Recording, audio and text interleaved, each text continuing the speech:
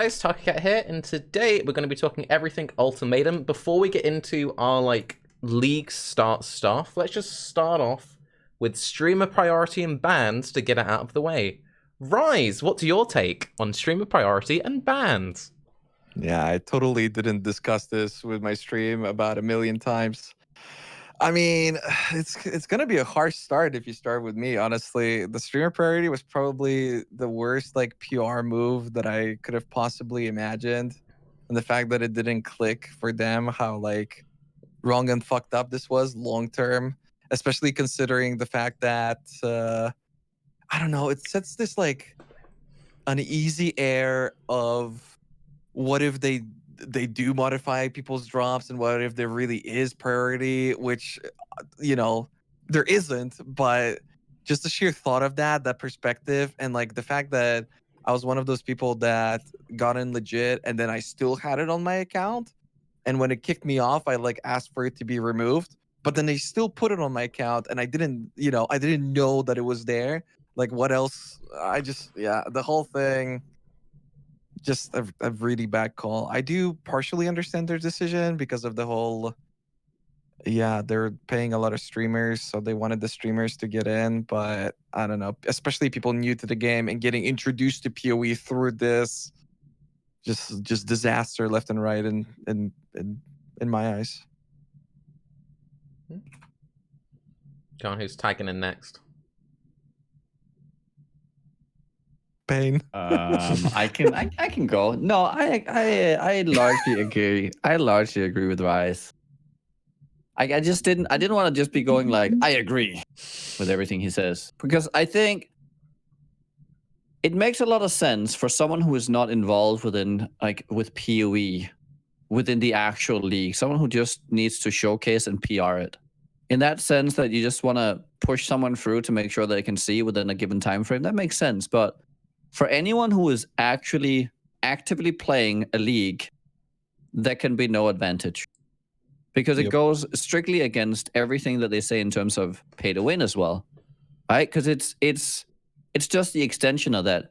So it's influence to win, suck up to win, or whatever thing you can do to garner, a slot to win, and that cannot become the meta ever. That's very dangerous. Because they strike down against this all over the place, and then all of a sudden they kind of introduce it. I think it makes a lot of sense. Let's say Shroud was going to play it for 1 or 2 days, and then he's going to bail out with his 30,000 people, and they're just kind of, meme and stuff like that, and they just wanted to push them through to see the game. And there was an allotted time slot and not a full league engagement. Makes sense. But then make it very clear that these people are just here for promotional purposes, and they are not going to be part of the actual league. And because for me, I didn't thought it was real to begin with, because I went through the queue and everything. Same. And I was like, I can't log out, because I don't want to hit the queue again. And people were saying, oh, you can just log out, streamer queue. It's like, what?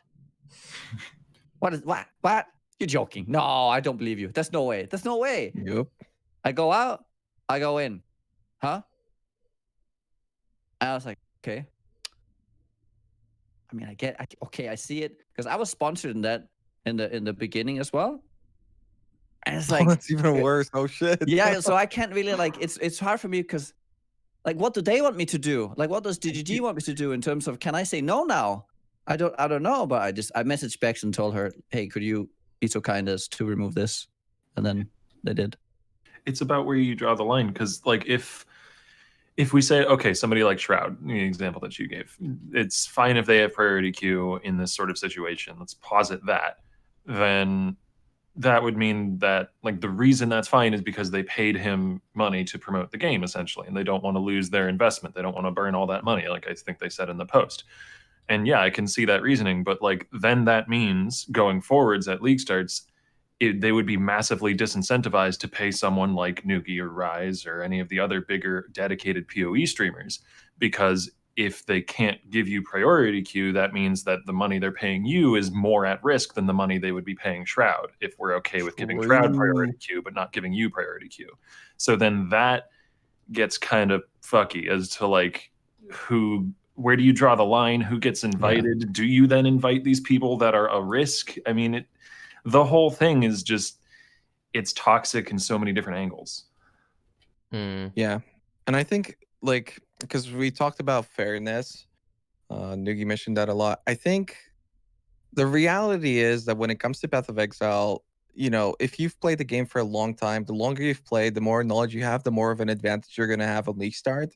But you always see those people who are like, man, I'm just going to wait for the league to come out, and that's when I'm going to play. When is the best time to play Path of Exile? And the best time to play Path of Exile is always now.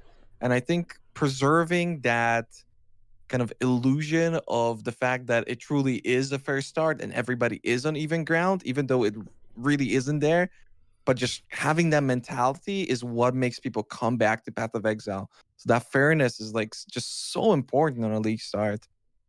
And yeah, I felt like they really dropped the ball on that. Go on, Ziggy. I saw you. Oh, yeah, this is the part where we like vehemently denounce the entire thing, or people come for our asses, right? Yeah.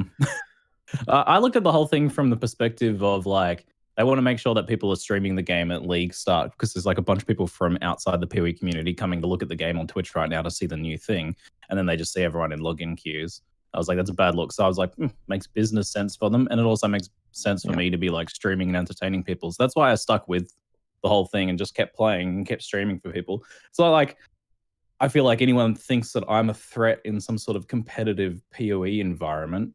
So I didn't really like think about it from that perspective. But yeah, the whole thing is a mistake in the end, just because, obviously, because it stirs up too much drama, but also because it does bring into question a lot of other things. And now I'm starting to wonder if there's streamer priority RNG and stuff like that. Although I feel like I don't have it.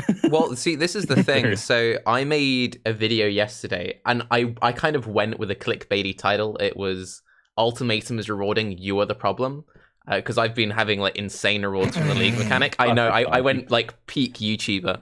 Unbelievable. And I've had so many comments be like, well, obviously it's because you've got the streamer client enabled. And it's okay.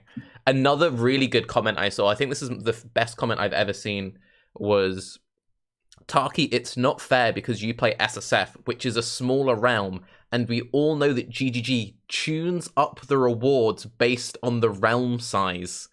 Which is like, I've never heard anything that stupid before.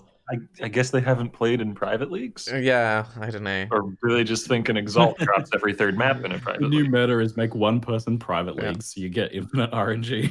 You can give all the mirrors to me. Yeah, I mean, maybe they're thinking from the perspective of like Diablo 2, right? The whole like players 8 thing. I don't know. But one thing I will say on the thing is, like, I can very much see how it happened, and I think it's also one of those things of, it really was just like a perfect storm of events, and I feel like not enough is kind of given credit on that side of things.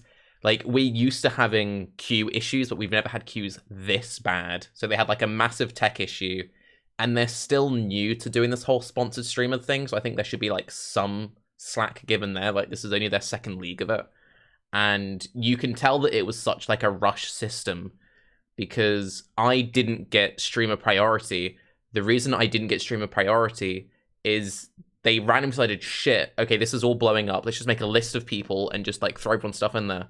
They didn't know my account name was Tarke and not Tarke Cat, so they just like green-listed Tarke Cat. So I'm random. Yeah. So this was my league start experience.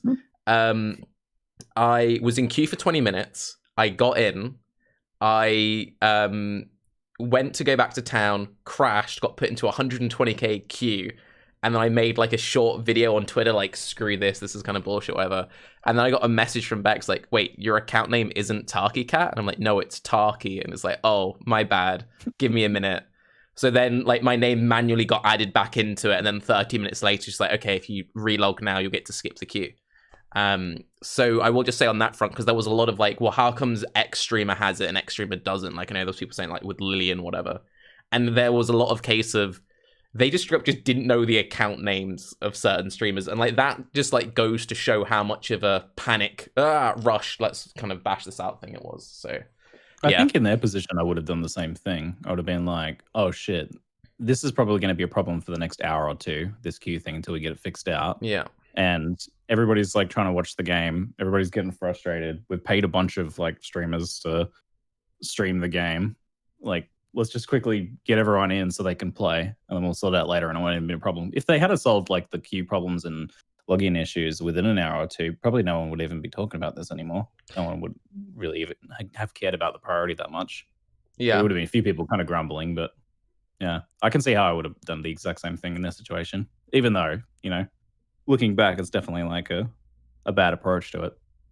I mean, realistically, this was like the worst league launch of all time, right? Like there never really was anything that came close to this. There was that one league launch where they like restarted the league, but that was like 3 or 4 hours in. No, that was bullshit. That was Abyss, if I remember correctly. So for whatever reason, only like 20 people got in, and I was one of those 20 people, and I had a tabular drop in ledge, and they're like, hey guys, they're restarting the league. And I'm like, no, I'm not breaking the economy. Like, it's fine. Wait, what? No, Was it's that like you what couldn't happened? go to Weavers. Nobody could enter Weavers. And Yeah, the I like think there it was was like Weaver, some yeah. people got through, and then nobody else could get through. So you had like 20 people zooming forward, and then the rest was just like, please. I remember get farming in? wetlands for 3 hours. It was great. And then they just reset the whole thing. I farmed like level 32 in wetlands, like a level 18 zone.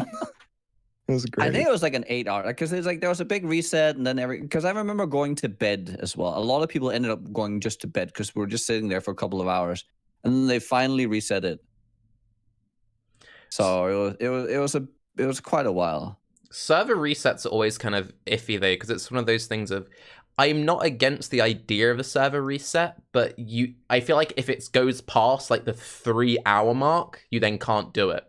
Because I feel like most people will accept, like, if there was a really botched league launch, and say for the first 2 hours, only like 5% of the people got to play, people will be like, okay, sure. But past the 3 hour mark, when you've kind of got like some, like the insert casual gamer who's made it to like Act 3 or whatever, if they're then dumped back to Act 1, that's gonna like play again. Yeah. I don't know. I think it depends pretty heavily on the nature of the problem. With something that's as clear cut, I don't remember the Weaver issue. I might not have been playing a lot that league, maybe before I was streaming or something. But if something as clear cut as that, where it's just like there's this wall, there's something broken here, nobody can go past this, then like you're not going to have those mismatched progressions, and people aren't going to be. I mean, they're going to be frustrated for sure, but they're not going to be mad about losing what little progression they got because they couldn't past a certain point. Like, I feel like it's a very different situation than what happened with this league launch, where people were in and out of connectivity. Everybody had different results. Everybody's results were bad, but everybody had different results. And some people had actually progressed a decent way. You know, even people that weren't in a priority queue had gotten to like Act 6, 7, 8, 9, you know, like 10 hours or however long. So yeah, I can see that being too much to reset. I think there was also the issue of people like apparently generating items through duping and like the guild stash, which people were definitely linking around like stacks of exalted orbs. Well, did you actually see any like evidence of that? Because I tried finding it and I couldn't find evidence of these like linked dupes. People definitely linked me like a 10 exalt stack. Okay. And then they were saying that they're duping like thousands, which I don't know how true that is. But if you have 10 exalted orbs like a couple hours in, I mean, I don't know. That sort of speaks for itself, but not entirely. But I also think that, because I know that apparently Bex was going around asking for screenshots of that, which, yeah, I don't know how exactly they handle that, because they take duping very, very seriously. Yeah. But then in this case, I guess like only a couple people did it because it was so clearly an exploit. And those people probably, you know, got handled in a pretty extreme way. We just don't know about it. Speaking of, so we'll get this exploit ban stuff done, then we can talk about the actual lead mechanic. The 20 bans that got handed out for the exploit. What's our take on that? Wait, why are we just more... Oh, no, we can keep... No, Nikki, if you got more to say about the league... Yes, just moving. Go on, Nikki. No. No, I think just in terms of like the whole... People will quit if there's like 3 hours in and not come back. I think people are way blowing that point out of proportion. There's like notion that we can't even... Like, if it's 6 hours gone, the entire league is dead. Like the day after, 12 hours after, or 24, we had a new peak, right? yes, it's a dip, and then we have this. It's not a good outlook. It definitely discourages players for coming back again. But I don't know. I've seen, I don't know, dozens of league launches of MMOs, different games where the first 3 days are completely scuffed. Yep. And everyone's just sitting there, let me in, day number 2, let me in, day number 3. If there's enough hype and people want to play it, they want to play it. 12 hours is not the worst disaster in the world. In terms of like PoE launches, which you should be happy about, 12 hours is a lot in PoE retrospect, but in terms of like gaming overall, I mean, we've had it pretty good, I think, with servers and league launches. No, I You know, completely agree with that. Yeah. I would say are you Heist talking about was. doing a reset though? Hmm? Are you talking about doing like a reset rollback though? That you don't think it would be that bad? I mean, we had one of those, but I mean, that's the. I mean, a single reset 6 hours in, if it's clear that like 50% plus of the player base have been completely screwed, or there's like big issues with duping or whatever it is that creates that problem. I mean, they didn't reset this time, and I think that was a good thing, because people, you know, did start moving through the queue, and there wasn't this like clear block where it's like this massive or this small group just vastly going everywhere and people basically not getting any progress. I think that's different. My point, like what I'm trying to say here is like there's been this notion going around that nobody's going to come back to the game, and a lot of people already quit because there was like a 3 to 6 hour or maybe even up to 12 hour like server issue. Well, that's not what we're saying. Being a little bit dramatic. What we were saying is, because I agree, but there's a very big difference between like the game is unplayable for like 12 hours because of queue issues and you resetting the league after 12 hours. Because I can say with 100% certainty, like I have friends who I've tried to get to play PoE every league, and like every couple of leagues they might try out for a little bit. If they made it to like Act 3 or Act 4 and they put up with all the disconnects, but then they got rolled back, they would not come back. They'd just be like, no, screw this is bullshit, and they would leave. Like, for us, it doesn't really matter because we can get back to that point in no time at all. But there's a lot of people that if they made it to like level 40 and that got reset to level 1, they would be like, this is bullshit. We are way more invested in this game, like way more invested in this game than the vast majority of players. If it's the game to play, people, I mean, obviously, the issue should be handled, and we should. I mean, ZiggyD are trying as much as they can to make sure this never happens again, obviously, and they should just have good league launches.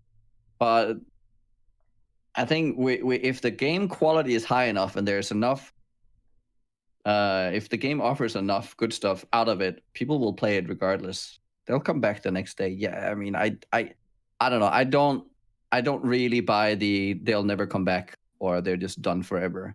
If their friends are like, we're having so much fun, they'll come back and play.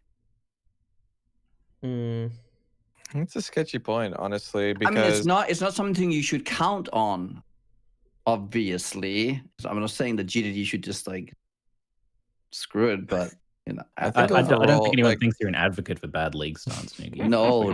I just want to make that clear.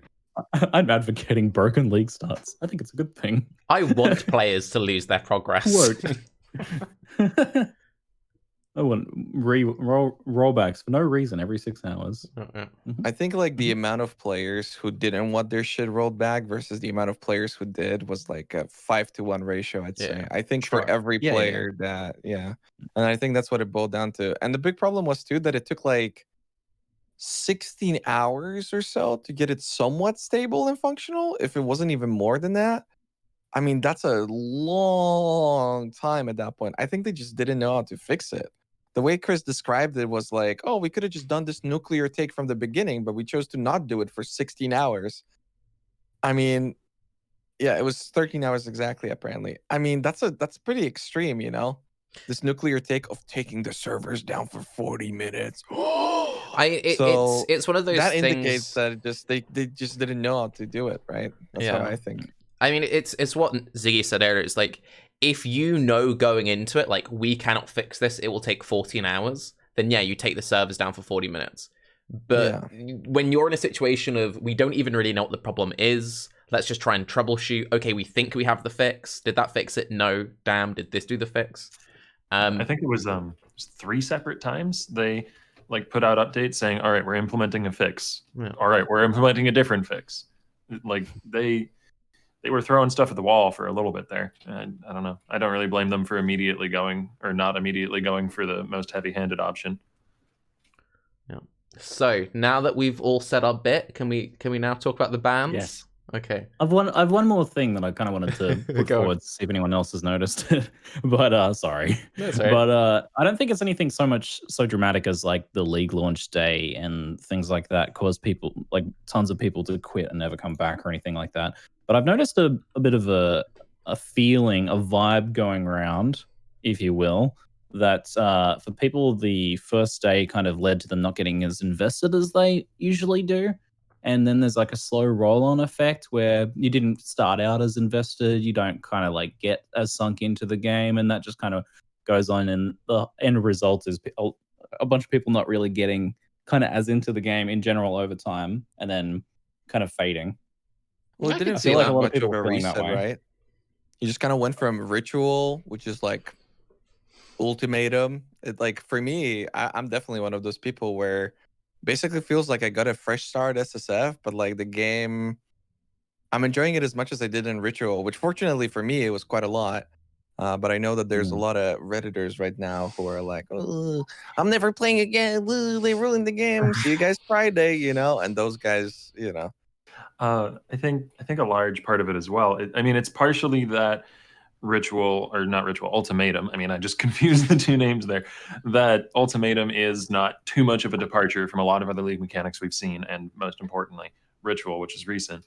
But also that a lot of the other changes they made to existing systems, so things like new mods and buffs to Abyss Jules, the changes to Ashling, and all the other betrayal stuff.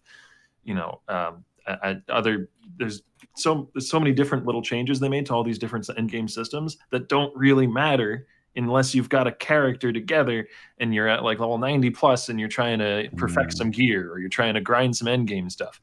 Like all of that stuff is relevant maybe a week into the league for most players, maybe a week and a half, 2 weeks, depending on how slowly it takes you to get to maps and start caring about perfecting a piece of gear or upgrading your chest piece or whatever. So it feels really samey for that period of time where you're grinding the early atlas and getting through the story, because none of the bigger changes that were implemented in this league matter for that period of time. You don't care about the fact that you can get cooldown recovery on Abyss Jewels now, which is really cool for some niche builds, but it doesn't matter until you're planning your second build of the league, right? You don't care about the fact that you can veiled slam an item 2 or 3 times and make something really cool with new mods, because that's something relevant to your second or third build of the league, probably. So there's none of those changes are all great. They're all excellent. None of them are a hook. None of them are something that draws your average player in unless they already have a reason to play for a week and then start a second build with a budget or something like that. And if you couldn't get invested on day one or early on it as well, then that just magnifies that problem. Like it takes you longer to get there, or maybe you don't get there. So I think is what a lot of people are getting into as well. And even more so if you're one of those people that plays the same build over and over, and maybe you played the same build last league, and now you're looking to like perfect it and be even better. I mean, bad news. Like it's never going to be as good as it was last league, and probably for the average player. So, oh no, those people probably got pretty discouraged too. That their character, no matter what, as a baseline, is just going to be worse, regardless of whether their skill got nerfed or whatnot.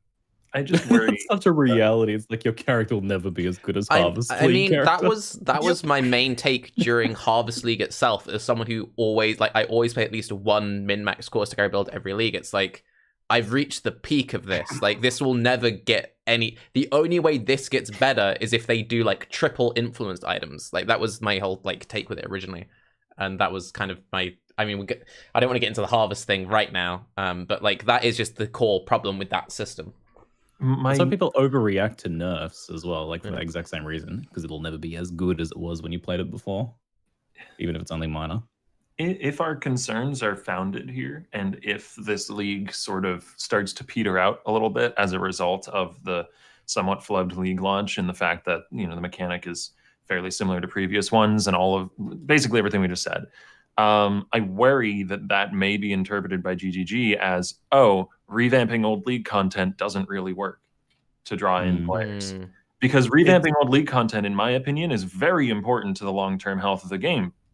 But if this League doesn't do well in that context, we might not see a revisit of this kind of thing, you know? It's so frustrating. They do this shit all the time. And the perfect example of that was racing and like events where they would not market it, not talk about it, only mention it once over the course of a month.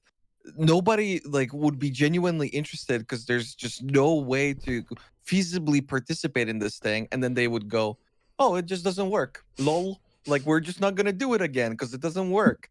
Like I beg that they don't treat it the same way this time around, because this I think what they did, it was great, but the way it was handled at the end with all the issues was not so much, unfortunately. But I think that's a super strong point, Octavian.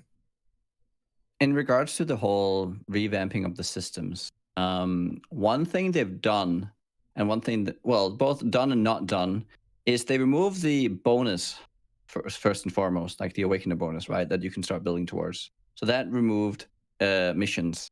Then they nerfed Harvest, but not for all the crafting stuff, but they also nerfed it in terms of how many master missions we got.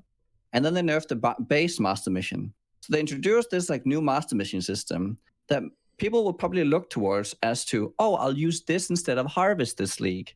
With the idea of, well, last time with Harvest, I could like, oh, I could get this thing, and I could like use this to upgrade my build, and then I'll try and engage with all these new systems, and then you try, and then you find out you have to complete 12 maps to maybe unlock the master mission you want, and then you're like, okay, so I have to go through the entire Atlas to get to the Watchstone stage, which is doing 10-way Maven stuff to even get the chance to get maybe one of the 3 Watchstones that I need, that I can then alternate roll into finally giving myself an opportunity to engage with all these new cool systems. I think that's selling the league on new master stuff and not giving players a way to engage with it when it's one of their main selling points. I mean, there is a way, but it's far away for the average casual gamer. It's really just lopsided, and you basically just, I don't know. It's backloaded rather than front-loaded reward. Yeah. I mean, it's similar to what I mentioned earlier. There isn't a hook right now. Mm-hmm. There isn't enough of a hook, I guess, that pulls people into the end game in an early enough stage of it to make them want to push to the point where, you know, you got master missions enhanced by your Watchstones, and you've got the Zana points in the middle of the Atlas and all that stuff. Couple this with, I think at the moment in PoE we have to run more maps than ever before to like progress, and the maps are taking longer and longer each league as well as like content is getting added. I think that early progression before things do get exciting, because the Maven Atlas stuff is fantastic now. I loved last league once things were rolling. It was so good, and I'm looking forward to like being there again. But I'm realizing this league, because I haven't been going as hard as usual with league starts, since I only did like 3 hours the first day. It takes a really long time to get to that point. Is the solution then to make more halfway points, so to speak? So to try and incorporate more interesting content earlier on in the Atlas, and just, you know, so you don't change how the current endgame functions, but instead you add more rewarding things earlier? Or is the solution to take the whole system and scrunch it down? You know, cut out some of the stuff and make it so you get to the top of it faster? It's one of those things where, because of the way that it's set up, that I can just talk from my experiences doing it in SSF. So the Watchstone system early on and the Maven system early on kind of doesn't want players to stay in one region for a very long period of time. You can, in theory, just like unlock one region and just stay in that one Regestone with like 3 or 4 Watchstones and be like, cool. But then you're not progressing everything else. So you're kind of put into a system where you because you need to spread wide early on, you don't really reap the benefits of like, oh, I've unlocked this thing. I've been doing a lot of just power farming low red, so I have just been sitting in one region with everything unlocked, and it feels great.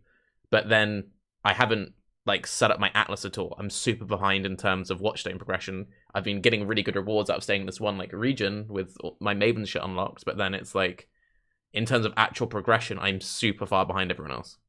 It feels pretty bad too, right? Because you're doing this thing that works, and now you're forcing yourself to do this thing that it feels like you're having to start all over again. And I got like baited into that when Maven came out, and for whatever reason, I just wasn't dropping the invitation. So I was like, well, a clear solution is to try and do other regions. And I was like, oh, I have like no passives and nothing to do here, and it felt kind of weird. I just don't understand how the thing, because what Octavian was talking about, like about scrunching it down. With Awakener, I think the system works, but I don't understand the purpose of Maven. Like, is Maven the end goal? Is she just like another boss? I feel like she's more of another boss. And like the boss fights themselves offer enough of a fight, but then actually getting to the Maven takes forever. But then she doesn't feel like an endgame boss to me the same way Awakener does. But then you fight Awakener the same way when he's low level as you do when he's high awakening level. And so yeah, I just don't quite understand what they could do with Maven to have it feel like this endgame thing without having to go through the grind the way they did with Awakener. Is it because there aren't like gradations of Maven in the same way that there are of Cyrus? So you I mean, don't that have... would be a solution, but like, does that really work? I mean, I it don't works for see- Elder.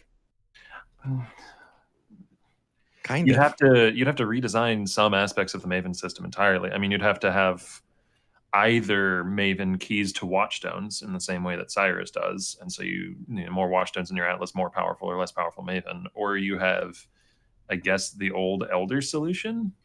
How did old Elder work? Oh, he spawned like on your Atlas in various areas. Yeah. So no, that wouldn't really work. You'd have to have like fragments, I guess, and different types of fragments for different tiers of Maven, which just sounds convoluted and unnecessary. Maybe that's the point, that they're paired up, right? Because it was Shaper that was kind of the like Awakener. Shaper was the Elder. Yeah, and then The Elder counterpart. Is that what you mean? yeah. No. Wait, it was Shaper and Elder, and now it's Awakener and Maven. So then Maven is Shaper and Awakener is Elder, in which like you have this thing that you progress a long time and you only fight once, versus this thing that you fight in increments like you do with I see what you Awakener. mean. Well, Yeah. Where you fight him 4 times and There's then no you get to lower the level big one. shapers. Yeah. The problem is like there's nothing wrong with having these big endgame grinds, but the problem is like you didn't have to kill Uber Elder to then start feeling like your Atlas was progressing. It was you would progress your Atlas fully, and then you've got this big fight. Whereas now it's kind of I need to kill Maven to unlock my passives, and mapping I do before unlocking my passives feels bad. Like that's the issue with it. Like if the passives were front loaded, then it wouldn't matter that it takes a really long time to get to Maven. But it takes such a long time to get to Maven to then get your middle unlock passives. And then when you have, you know, people who want to farm specific regions because they think so, like for the whole harvest thing of like having that node being on a certain part of the tree, like that just causes problems. But while I think this is a very interesting conversation, what about those streamer bans that I wanted to talk about half an hour ago? Have we got anything to say about that? Darn, we almost evaded it. They're good. We were ban evading. Right, Raiz? I mean, I ranted about it a long time today, having seen MP's video kind of discussing the situation.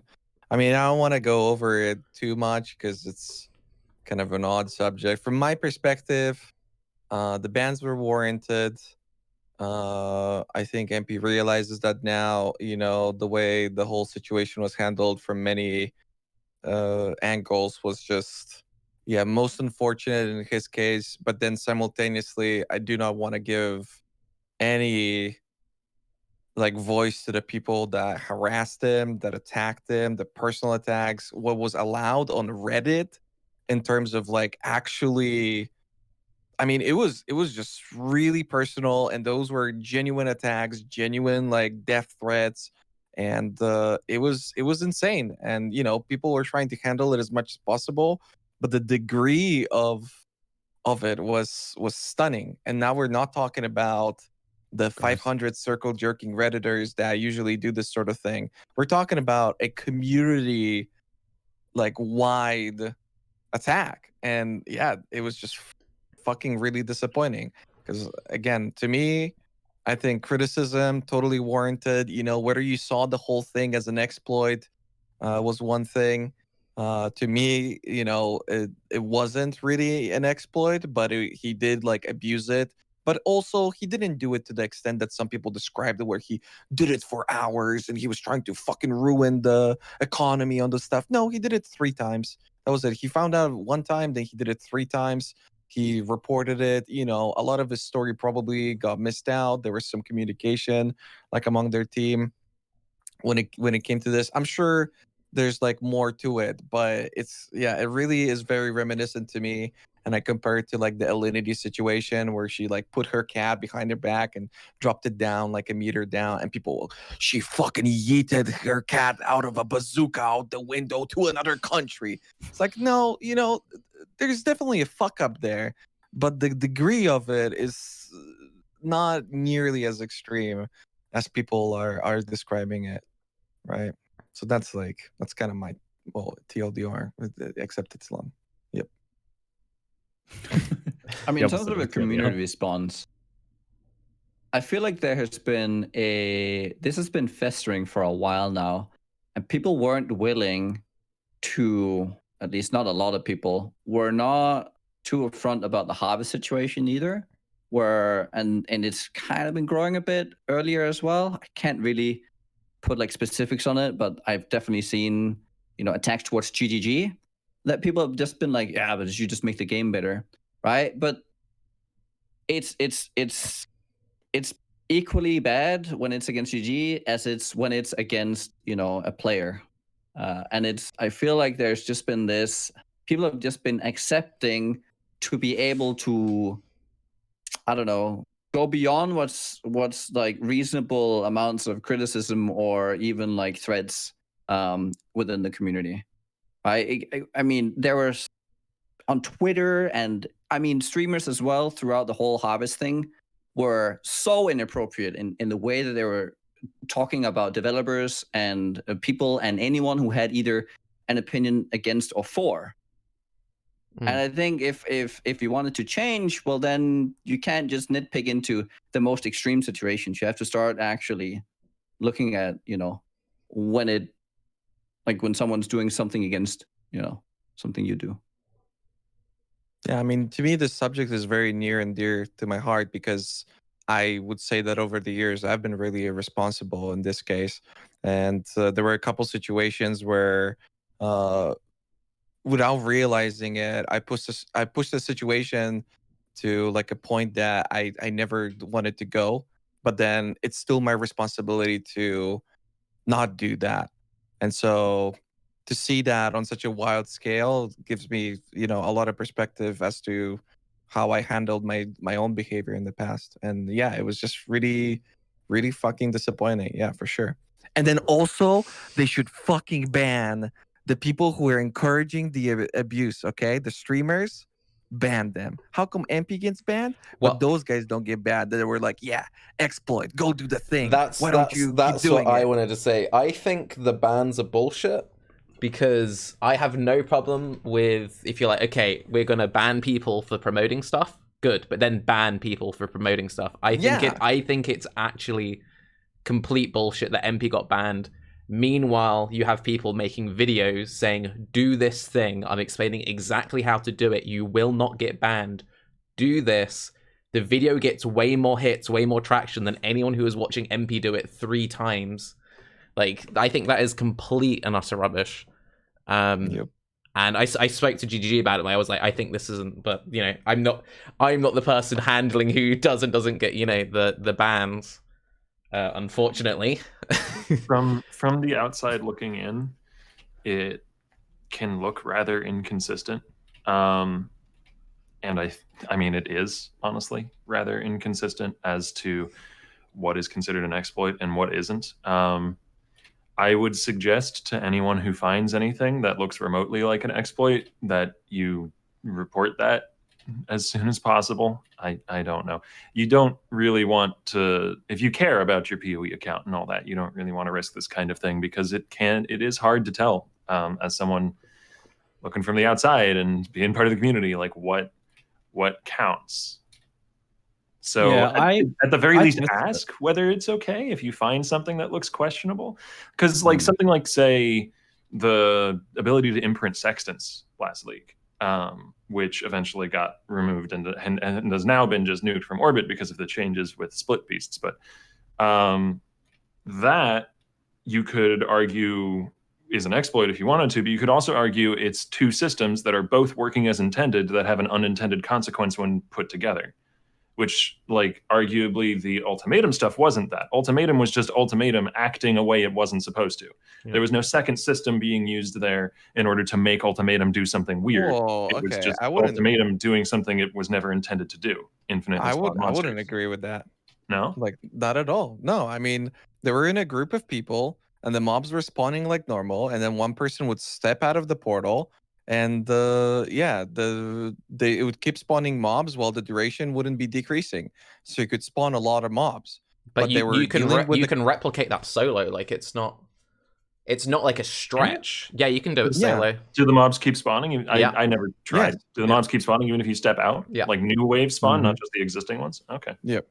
I mean, it was changed now, but back then you Yeah, could do it. So it's like, how can you tell really as an individual? I mean, it's a matter of opinion because I know a lot of people disagree and they see this as an absolute exploit and very obviously like an issue. You're spawning an infinite amount of mobs, but you're still dealing with those mobs the same way you would normally. You're not like killing them in any sort of cheesy way. Your character is still supposed to be able to handle the content.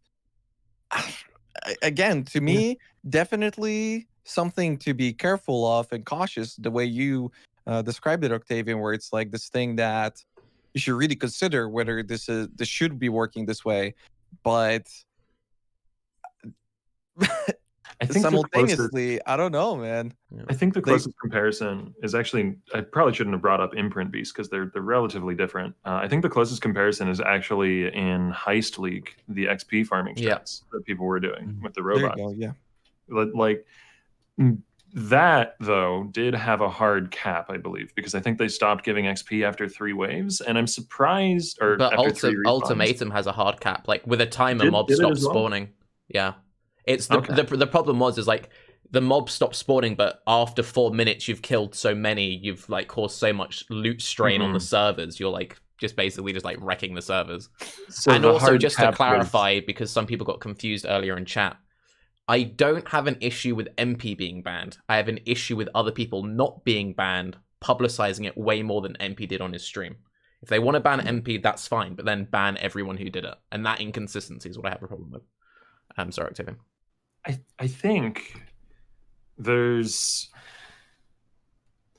I don't know, if you manipulate something like that is obviously an exploit, and you're doing it publicly, you're putting yourself at risk, and Yeah, for sure. the ban makes sense in that context. But I think there is like some amount of blame to be laid at the feet of GGG for having a 4-minute hard cap on that. Mm-hmm. Like, it's a 3-wave hard cap on Heist. This is obviously a kind of content that they're aware can be dangerous. 4 minutes is a huge number of monsters. They could have easily put like a 40-second hard cap on that, and it never would have happened, or it would have happened, but not nearly the same extent. I mean, I'm there was a surprised- hard cap on this too. I think it was 40 waves where it would just finally stop. I mean, Yeah, that's what Tarke said earlier. Yeah. I That's just what went this- off what Tarke told me. that's a decision that somebody made. At 40 waves, this stopped spawning. So they must have like considered it to some degree, right? Like, I don't Yeah. know. If there is a hard cap, I mean, does that just happen? Is 40 just like the magic number? Does it just happen accidentally? I don't know. Maybe. I'm kind of surprised about like it being a league-long ban for people that did this. It seemed like it didn't happen for very long. It also seems like when we start to break it down, it really feels like one of those things where it's like, oh, I'm just min-maxing the farming of this mechanic, very Yeah. similar to Heist. If you play PoE as a min-maxer, then there's a pretty difficult line to draw on some things. I don't know where this falls on the side of the line between this is just min-maxing farming this. I'm just finding the best way to farm this versus this is quite clearly abusing a bug or something broken or an exploit. Would it work if you just never stood in the stone circles? Did that work? Yep. Apparently it did, yeah, which is The same So hardly system. seems like an exploit, right? If you're just bad at the mechanic, if you're bad at it's the same as if you were doing survival and you like stepped outside of the circle all the time because your build was really squishy, you would be spawning more monsters. Is like that's effectively the same thing. It's just to a degree, right, or an extent that you were Are you stepping sure outside. it Obviously, works with doing the stone with circles? group, Because stuff like okay, I league started with Vol Ground Slam, and mobs that don't give You're all loot or banned. XP, don't give Vol Souls either. It's a pretty easy way of telling whether or not you're getting something back from the monsters you're killing. Oh, And no. It definitely if you're outside of the stone circles, it definitely wasn't giving you like anything. yeah, I wasn't You have to getting be all the way almost out of any the souls. actual circle, right? Oh, I don't think it was working with the stone circles at all. If The you were survival outside, was it's the the one, right? duration ones Yeah. that you had Okay. 5 seconds to exit and come back in Yeah. for to constantly like reset that back and forth. And you So- could do that as an individual as well. I have to imagine that the mechanic went through like multiple iterations of design, and at some point, maybe you couldn't leave the circle. Like they may have had that. This is pure speculation. They might have had that at a previous iteration of Ultimatum, and so it wasn't a problem with survival infinitely spawning monsters because you couldn't leave to do that anyway. But it was a problem with the stone circles, so they fixed that. And then they made it so you can leave the circle of Ultimatum for one reason or another, and it didn't get changed. That's my speculation on it. But there's a difference between like a unintended mechanic and abuse. I think in this case, and exploit, because abuse, I mean, that's the frequency of usage in my perspective. So they definitely didn't intend for this to work this way, for sure. But there's so many things that they never intended to work a certain way. I mean, that are Eldering. like staples of Path of Exile right now. Like I gave the example of Righteous Fire earlier. It was intended to be a support, and people started making builds out of it where they were killing mobs with it, and now it's an entire archetype. Like, because that wasn't intended, do we treat it as an exploit now? Because people are making Righteous Fire builds? I mean, it was out of the ordinary for sure, and there was clearly something wrong with this. And again, in my opinion, MP's ban was warranted because they noticed that there was something wrong, and they persisted in, as they described it, limit testing it, which, it's kind of a, yeah, I think if you're having to limit test something that you've just bug reported, then you clearly know that you're at risk of getting banned for something, right? So, yeah, but in this case, I to describe it as an exploit, again, it just in my opinion is a bit of a stretch. There's also a difference fucked up. between using a skill and generating loot. Hmm. Those are like separate things. Because like if you're, let's say you're trying out like Righteous Fire and you're just playing around with it, you notice it starts killing monsters, and it's like, am I just gonna stop? So I need to turn it off now because it's killing. Or you can't really do that, right? Like with the there's a clear intent to generate more items by running in and out of the circle and standing there and waiting. So I think, like, remember there was a BV bug as well with level 1 BV, and you could like use poison on it because it gained the scaling damage modifier as well. Right? So like, oh, I'm making a I can just stack this this modifier, make a great poison build, and just use a level 1 BV.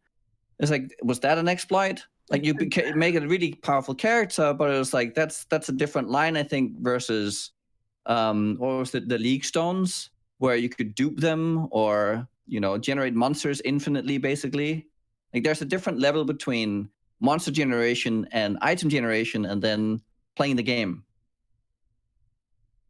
In terms of like how they go in and justify whether or not something should be, I don't know, an exploit. I think also, if I can just on the exploit part, I think streamers and content creators in general should be under higher scrutiny than the regular player. Yeah, no, I agree with Sure. that. 100%. The reasoning being that doing something that could be construed as an exploit publicly spreads the information and makes the problem worse more rapidly. Yes. Yeah. Yep. Okay. Especially I figured that was it. I just wanted to clarify. Yes. No. But Yeah. that is why. Especially since in this case they made a bug report, and that bug report actually got removed from the forum as what everybody assumes is a form of like trying to minimize Yes. the spread of information. So again, with that, we already know that there's something wrong. Also, final thing just on it, then we can move on to something else. Just because another thing I keep seeing, this constant thing of like, oh, but he knew about this because MP and his group are on alpha. As someone who tested the fuck, like I had like 50 hours on the alpha for this league, I can tell you for certain he's not fucking on it. There's like 10 people who test it, and there's a difference between the alpha that some people have access to and the in-house QA. That's completely separate, like whatever. But yeah, and I will finish because Beck said I could tell this alpha story. People saying that my league RNG is OP. I'm still upset because I got a Maloney's mechanism and a 5-link impulsor in white maps testing on the alpha, and I just that made me want to. Okay, I'm done. I'm never testing again. This is bullshit. So yeah, Wasted. Wasted RNG. Thank you, Tarke. Yeah, Tarke, the alpha tester, great. I did keep playing, but it was very difficult after that. I was like, oh, okay, I'm done now. Bug report, I'm getting loot. Okay. I did actually type up a thing which was report if I don't get these dropping on the live server, then this is a bullshit. But I don't think this is why your game's dead. Yeah, I don't think they took that very seriously. So with all of that stupid drama stuff out of the way, how has everyone's actual league start been? What builds are we playing? How are they performing? Ziggy, what are you playing? And all that good stuff. I am playing some Reap Inquisitor self-cast with the new low-life stuff. I basically wanted to embrace a lot of the new mechanics and play around with it. So I'm using Petrified Blood, and I'm self-casting Reap so that I'm not cheating by playing Spellslinger and avoiding paying the life costs, which is cheating. I was so disappointed when I learned that Spellslinger doesn't like cost any life or reserve any life with these new skills, because the way it works is Spellslinger has its own built-in mana reservation base, which then gets multiplied by support gems. So I think you're literally exploiting and should be banned if you're Spellslingering with Reap or Sanguinate, by the way. Totally not. So yeah, it was a pretty good league starter. It's super fun skill. I think like they did a pretty good job of like creating a package of new mechanics here and putting a new archetype of skill in, and it actually being pretty well supported, because that's what I was worried about. Whenever there's like a new archetype, that potentially it's not really going to have enough in the game to interact with it to support it. But there's a lot of pre-existing stuff that works well. There's a lot of pre-existing low-life stuff that became pretty fun with the new 50% threshold for low-life and Petrified Blood. So I felt like there was like plenty of like fun things to mess around and play with. But it is feeling like at the moment that although it was a pretty solid league starter, it's done pretty well into early maps, I think it's going to be difficult to scale Reap self-cast beyond like 2 to 3 million. And I don't know if that's because I've been looking at like some different setups. It's because right? Inquisitor. It's because of Inquisitor. Why the Inquisitor? I don't... Hold on. So multiple questions. So I was looking at both hit-based and the hybrid thing, because they seem to be trying to encourage this hybrid thing where you're doing hit and dot together, which is not really super well supported in PoE typically. You want to go one or the other a lot. But there's the new like support gem and stuff like that. That's pretty powerful payoff for like trying to do a bit of both. But you can kind of just skip the whole scaling, the hit side of things, and just use like Worm Flask to get 50% buff on the damage over time anyway. So I'm doing like the hybrid approach, and it's going like okay. But even looking at like pure hit-based setups and stuff like that, yeah, it's like 2 to 3 million with like really good gear. No, go on. Oh, okay. Sorry. I went Inquisitor because I wanted it to be like a league start character. It had the sustain built in with the regen and support for hybrid with low life, whilst also having nice self-cast payoffs in the cast speed and AoE. As I said, I didn't want to do Spellslinger, which is like a lot of what Scions and stuff are doing.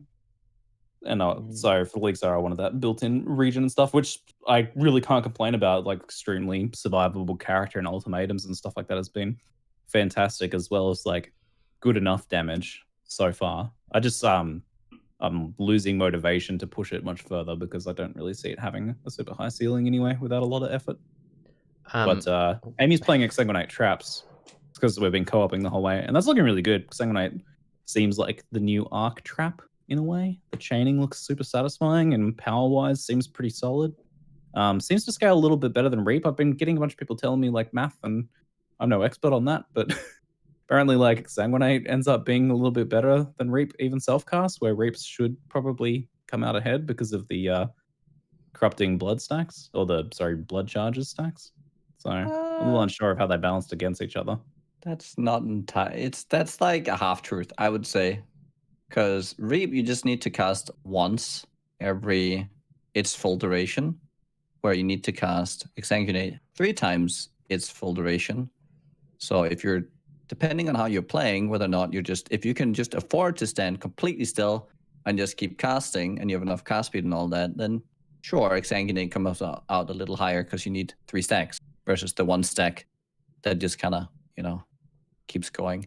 And you can also attack with Reap way further away. Like you can go to the edge of the screen, right?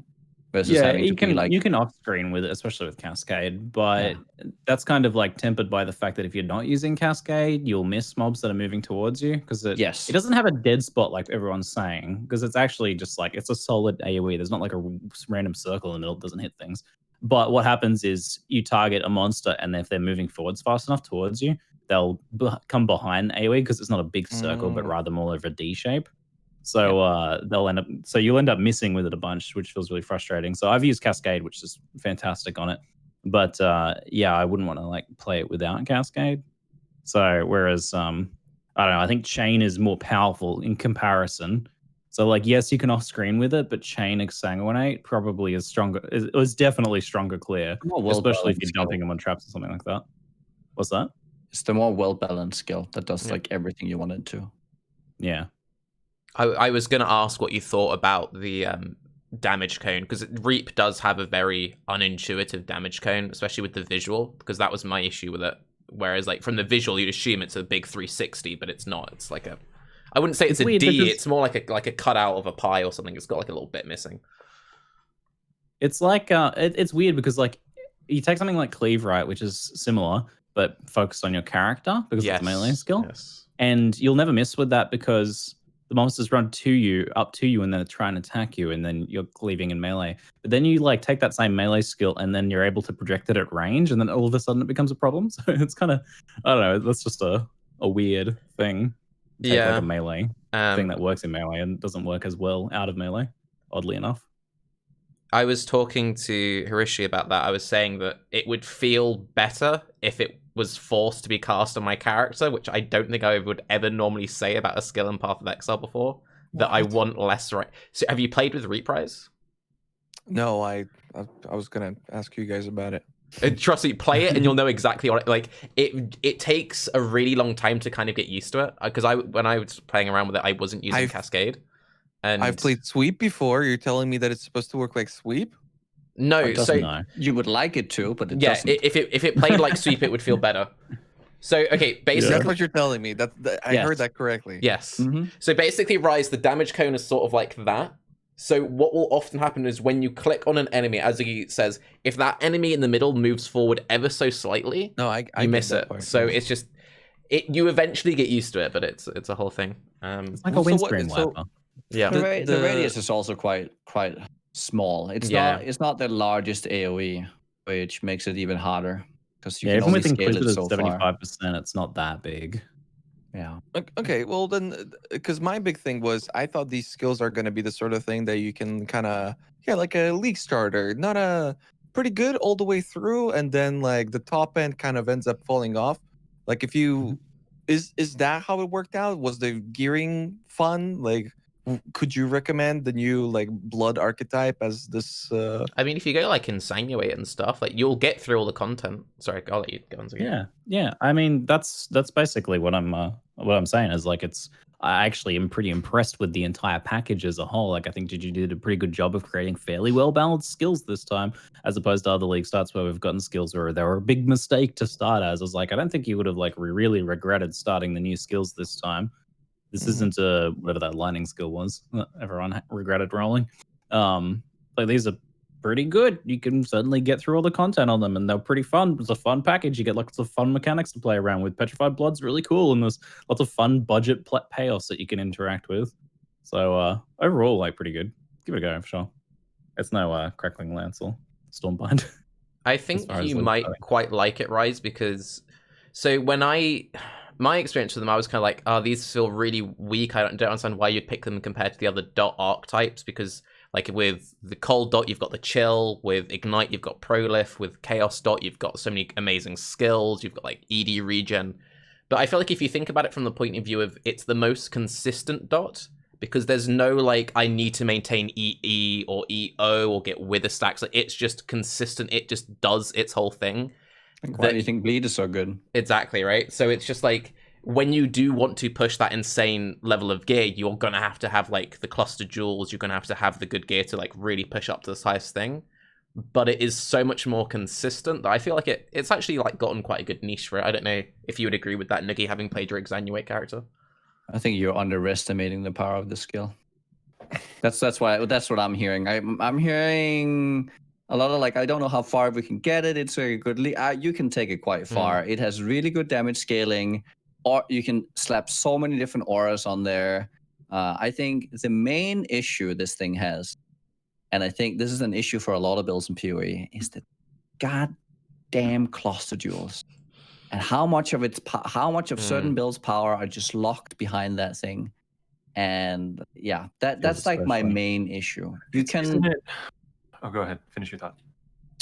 You can take it quite far without cluster jewels, I would say, and you can do low life setups. I would say in hardcore, low life is a bit sketchy. It's a bit scary, I think.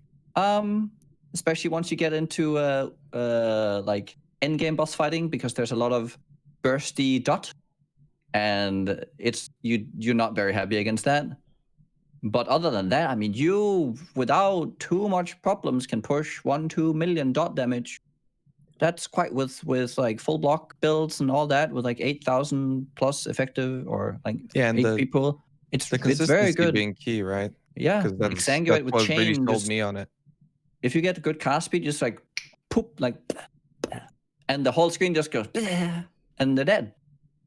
Oh, It's really now good I with chain. understand. Thank you. Yeah. No, it's really good with chain. I think it'll end up being a staple league starter. Yeah, going forwards. Yeah, like I would say the SSF has a problem because cluster jewels they're the worst. They're just the worst.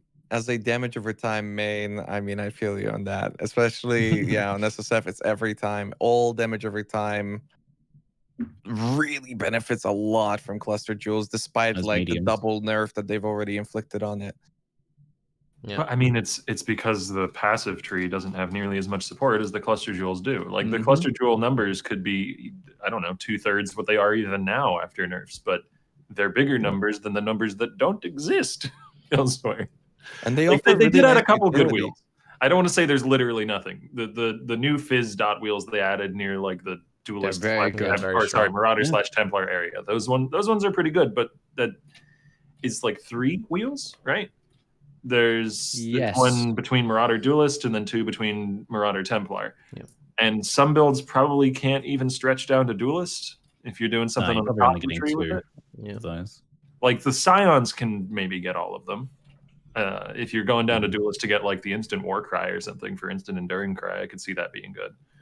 But I don't think most of the other versions of the builds can get all 3 unless they're anointing one. I don't think you even need all 3. On my build, I'm a Scion. I have 2.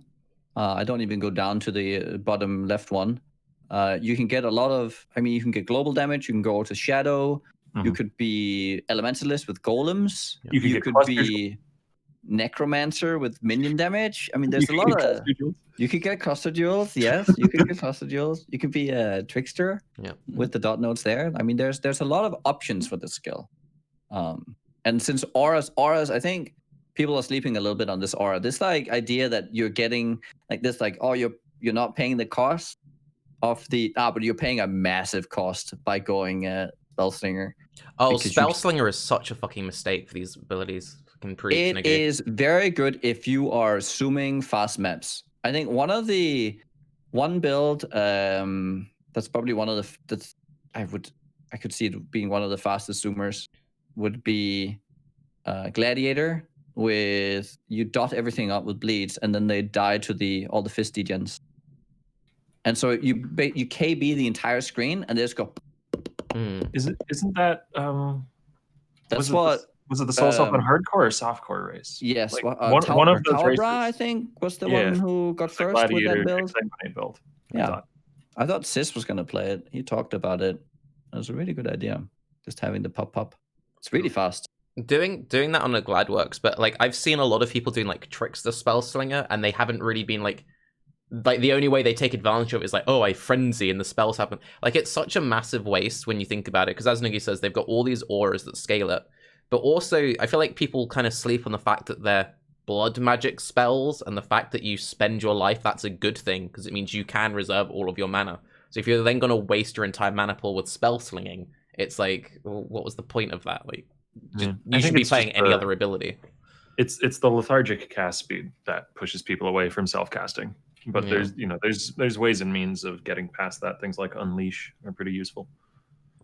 Unleash, cast while channeling, which Nigga was doing. Unleash is bullshit. I hate Unleash. I used to love Unleash. Now I think more and more that it's too big of a multiplier. It's not good. God. It's like Unleash is like the thing you use only to circumvent either mana or because you don't have enough cast speed yet. It's like the only two reasons. Okay. I'll fight you if he's just nerfing Unleash. Was this one of the main topics today? No. See, I would much rather talk about this. Go on. Unleash as a baseline with no scaling is like 112% damage multiplier.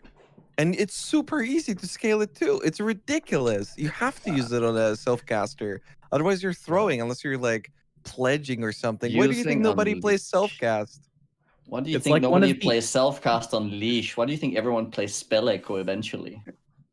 Yeah, like way down the line, sure, with things like Dark Pact maybe, but that's pretty much it. The only reason you do some Unleash is because you have like double skills that you can take advantage of. If you use a single skill and you self-cast and you go Unleash, you just have no damage. Okay, give me an example. Give me 3 builds like that. Where Unleash give me like 3 builds where it gets outdone. On softcore, I would totally agree with you at a certain point, but realistically, every self-cast that's not double skill or Archmage. So like what, Dark Pact? And that's it. But I don't know about Dark Pact. What Dark Pact? Ball Lightning, Arc, Spark, Ball Lightning way better with Unleash. Pulse, I mean, Spark way better.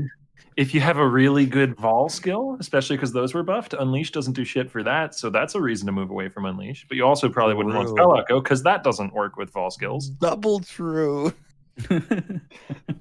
Maybe that's the thing. Maybe that's the way to balance it. Just like Vol skills, and then you can't have any supports on them, so you have to use like the shitty supports to be able to use it.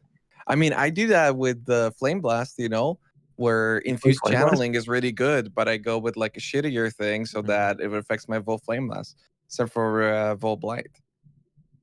It's kind of, it sucks that you have to do it that way. But... Oh, I guess no, because okay. Octavian, talk about your league stuff, because that's also a Vol skill.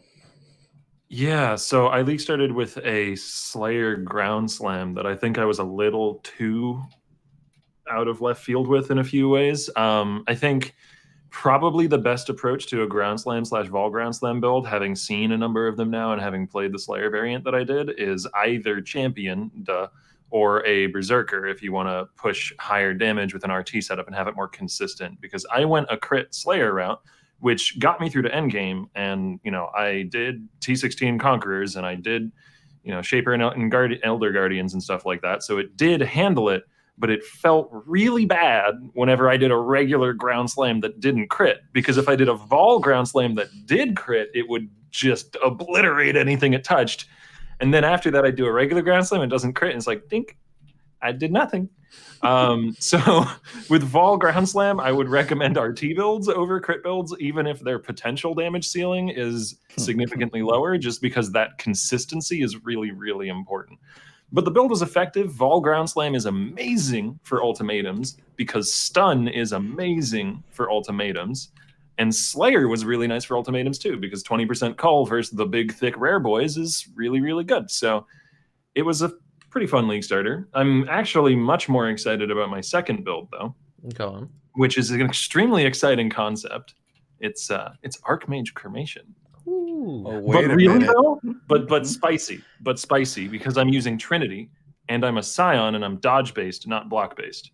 So we're bad. doing By what's spicy, that? you mean bad. Okay. No, I don't mean bad because this thing has more damage than Kidding, any of of the Necro versions I've put together before. Sure. While having capped dodge and Wind Dancer and high evasion and fortify still and endurance charge gen, it is tanky as shit. And it sustains Trinity in a really interesting way. I didn't come up with the concept. Credit to Vapo, who's a viewer in my channel, who told me about the Trinity stuff. But effectively what you can do is if you get Phantasmal Cremation, that causes corpse explosions whenever Cremation shoots a project or has a chance to cause corpse explosions. And those do a good chunk of fire damage, but Archmage does get added to those. So those are still primarily lightning hits, unless you also use Anomalous Archmage that cuts your Archmage into half cold, half lightning, roughly, which then means because you have half cold, half lightning, Archmage's damage doesn't overpower the fire damage from the corpse. So now you just cast Cremation and you have Trinity for free. You get access to the strongest elemental damage support gem in the game without having to do anything aside from use alt qualities that are already good. And in addition to that, you're doing 60% of your damage is cold damage now. So now you get to freeze. So the build can, freeze ultimatum rares, and it has capped dodge, and it has high evade, and it has good sustain. It's perfect for ultimatums. I love it. Can I just interrupt you? Play Sorry. Cremation, Raiz. Raiz, yeah. How many heists have you got saved up? Because you're gonna have to get heisting to get these gems. I've known about this build for a long time. You guys think the Cremation Master hasn't known about this for months now? Yeah. Unbelievable. No, 2 viewers totally told me this shit like when Heist came out. But yeah. It is a really cool one. Well, not when I just Heist, learned when of it. Trinity came out. Yeah. I- It is a really cool concept. And I think Scion is very cool in general right now. It's cool to see an ascendancy that got rebalanced in like a minor way that's kind of sneaking its way back into the hearts of the people, because Scion always was one of those ascendancies that was like either super overpowered or super underused, and now it almost seems like it's hitting a balance where you definitely require a larger investment than like a lot of other things, but the top end is higher, but also the lower end doesn't feel as terrible as it did for the longest time, where Scion was just like this really grueling task to get through to eventually get to the good stuff. Now it feels like it starts working a lot earlier than what it did before, which is cool. Especially if you level as the new Fizz skills, because you actually have good damage nodes in like Act 1, which is unheard of. 18% damage, increased damage. That's huge. True. I was actually, I was going to say, like, they kind of buffed the area around the Scion start a few times in small ways. They also they buffed that 3-point cluster that gives LE damage and res. It just has more damage on it now. Made Wait, leveling when did they nicer. buff that? They buffed it like 2-3 leagues ago. Yeah, that's a while ago, right? Oh. Yeah. It's cool Didn't too miss because it's got non-damaging ailment effect, Yeah. so a lot of like Yeah, cold builds pick it good up and note. whatnot. So Yeah, pretty I'm underrated. I'm actually probably going to anointed that in second my it. current build. Oh, which is good. Right.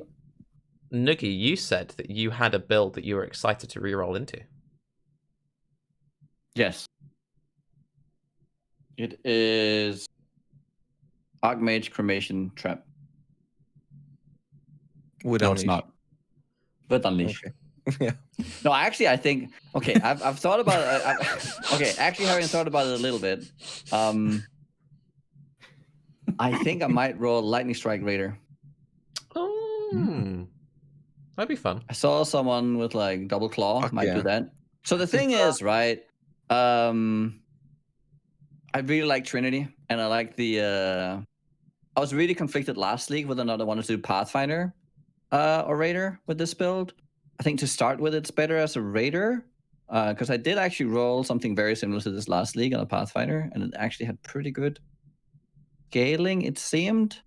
I didn't take it far enough, but someone did it with 2 claws on SSF. I was like, okay, 2 claws, we can try that as well. So you get like that life on hit plus the full dodge. I think that's really cool. And Trinity is really cool. And then I got one of those Soul Ripper flasks.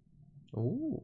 So I can like insta pop an additional 2 lightning, like on demand, right? I come into the boss with 2 already stacked. I come in, pow, pow. And then they're like, pew, pew, pew, pew, pew. I don't even need to hit and I'm killing him. And then I can just Soul Ripper, and then I can just refresh, and I have another 2. Unlucky. You actually can't have multiple instances of it. All out at the same time? I think so. No! Well, okay, then I'm gonna go in. Yeah. Okay, I'm gonna go in, pew, pew, pew, pew, while I'm also attacking myself. And then I can do another one, and then I have like, what is that, 12 seconds? And then I can like refresh. So I have like 24 seconds. You should test it though, because I remember that being the case like 4 years ago when I was doing like a lot of the Volt Stormcall and whatnot, and yeah, you had like some weird situations with these where you couldn't do it. Same with like Volt Double Strike where you couldn't have multiple, but now I'm pretty sure you can. So yeah. Okay. Regardless, it's I think the build looks pretty cool. I think the Vol skill will definitely make it way more consistent on the boss. Right, regardless of anything, because it charges up way faster and it does do more damage. And since we have Trinity, you have like just Trinity in itself to be added to a Vol skill is such a huge damage increase. So that should be pretty big. Consider going low life and stuff as well with it. You know, you can add the flat, do stuff like that. Maybe Paradox. I thought about doing that. I'll watch that. That's really cool. I'm a big Lightning Strike fan, and I think people have been sleeping on it like since the KB meta. So it's nice. I played it last league, and it was almost like good, but I think just getting more attack speed and being faster, will like do the thing, right? Did you use it with chain? No, I didn't have chain. I just had a chain feels I would good. like to get chain, but how would I get chain? You get chain and then you do 0 damage, and that's kind of the Lightning Strike thing. For the longest time, it was like, you mean like using yeah, because for the longest time, it was even more fucked because it was like, oh, you have to use multi-strike, ancestral call, and chain, and then they buffed up the boss, and it's like, well, my build that was like clearing maps in 30 seconds now is completely useless. So you kept like removing some of it, and now I think it's at a point where it might make sense, but I don't know. I think that's why I'm looking forward to it. Attack, right? And with the extra Vol things you can just plop every now and then, I think we'll have a lot more just area coverage, but just attacking a lot faster. I'm pretty sure you can do some cool stuff with Hydrosphere with it as well when it comes to the chaining part. Possibly. Or like Ancestral Call, you can position yourself and like do extra single target with that. But when I was trying it, it kind of worked, but it was kind of wonky too. Yeah, so I think with Raider, that's going to be a lot easier because you can reposition a lot faster. You have way better attack speed as well. True. So I think that might be a lot better. I don't think you'll need the flask. Octavian, you might have to back this up. So I've been doing Vol arc traps, and I've got like 100% uptime of the buff during ultimatums, just because of the amount of mobs you have. So for ultimatum, at least, you won't need any shenanigans. You will have that up 24/7. Like I'm talking like actual like bossing here. If I wanted to like go in and yeet a boss every now and then. Right. Yeah, I don't know the lockout time on Vol Lightning Strike. But like, how was your uptime on Vol Ground Slam? Was that just like up 24/7? I mean, yeah, the uptime on that is crazy, but the lockout time is literally a second. I don't know what it is for Vol Lightning Strike. It's probably higher. There's a 2-second downtime. I think maybe. What? That's nuts. Yeah, so it's like up. Well, it's up for 6 seconds. Then there's a 2-second downtime, and then you can start getting charges. So, okay. So I'm thinking maybe if I get the other flask, the one that reduces then I can maybe overlap, right? Charge it up before it falls off. I don't know if that works. You know, the not the Soul Ripper, what's the other one called? Soul Catcher? With the flask? I don't remember. I don't remember whether lockout time begins at the end of the duration of the Vol skill or... Yeah. I think it would, since the changes. I think that was one of the changes they made a long time ago, back like before they even changed the flask. Yeah. Even if this build doesn't work, I fully support you doing more Raider stuff. I've been trying to push all my viewers to do Raider. Raider's been really good for a long time. It's always kind of had the issue of like the damage hasn't quite been there. But I feel like with the exposure nerfs and the trigger weapon nerfs especially, Raider is like in a really nice spot. Having that multi 20 Ellie exposure, having access to Trinity, having like I've got 101% movement speed in towns with nothing active. I'm just like being fast in town is the best thing in any video game ever, because I go to talk to like, oh, I need to go buy a level 1 gem. I see my character zoom. I'm in and out before some shitty little marauders even like made it past the waypoint. He's still just like, it's so good. It's so good. But yeah, no, I've been having a lot of fun with my Val Arc Trap Raider Raiz. It's good. People. I'm not question. criticizing. People question. I think it looked pretty good. I looked at it. It's pretty good. Did you kill yourself to reflect yet? Oh, what, on traps? Yeah, with the vol, because you can't put it on a trap, right? Yeah, you can. So you just Yeah, you can. you can put vol arc on a trap now? Yeah. That's crazy. Why can't you put it on a totem then? Yeah, with Unleash. It unleashes it. Wait, why can't you put shit on the totem? That was my big problem with Vol Flame Blast. That doesn't make sense. What the hell? Chat's saying you can put it on a totem. Really? They changed that too? That's You know, nuts. this then. is the teaching Raiz basic game mechanics. Raiz, do you want to talk about your Basic. build? Okay, listen, they changed that at least twice. I still remember to this day when Arc Trap meta was happening, people would like constantly kill themselves to reflect, and they'd be like, "But I'm a trapper," but they're just like arcing into the mobs. Pretty cool. Yeah, it's probably been like 4 years. Listen, I don't remember things. So what build are you even playing at the moment, Raiz? Because every time I watch your stream, you're on something different. Excuse you, bitch. I haven't been rerolling that much. I did a Death Souls guy in SSF. That was a cool little project. Farmed it up, got real bored real quick.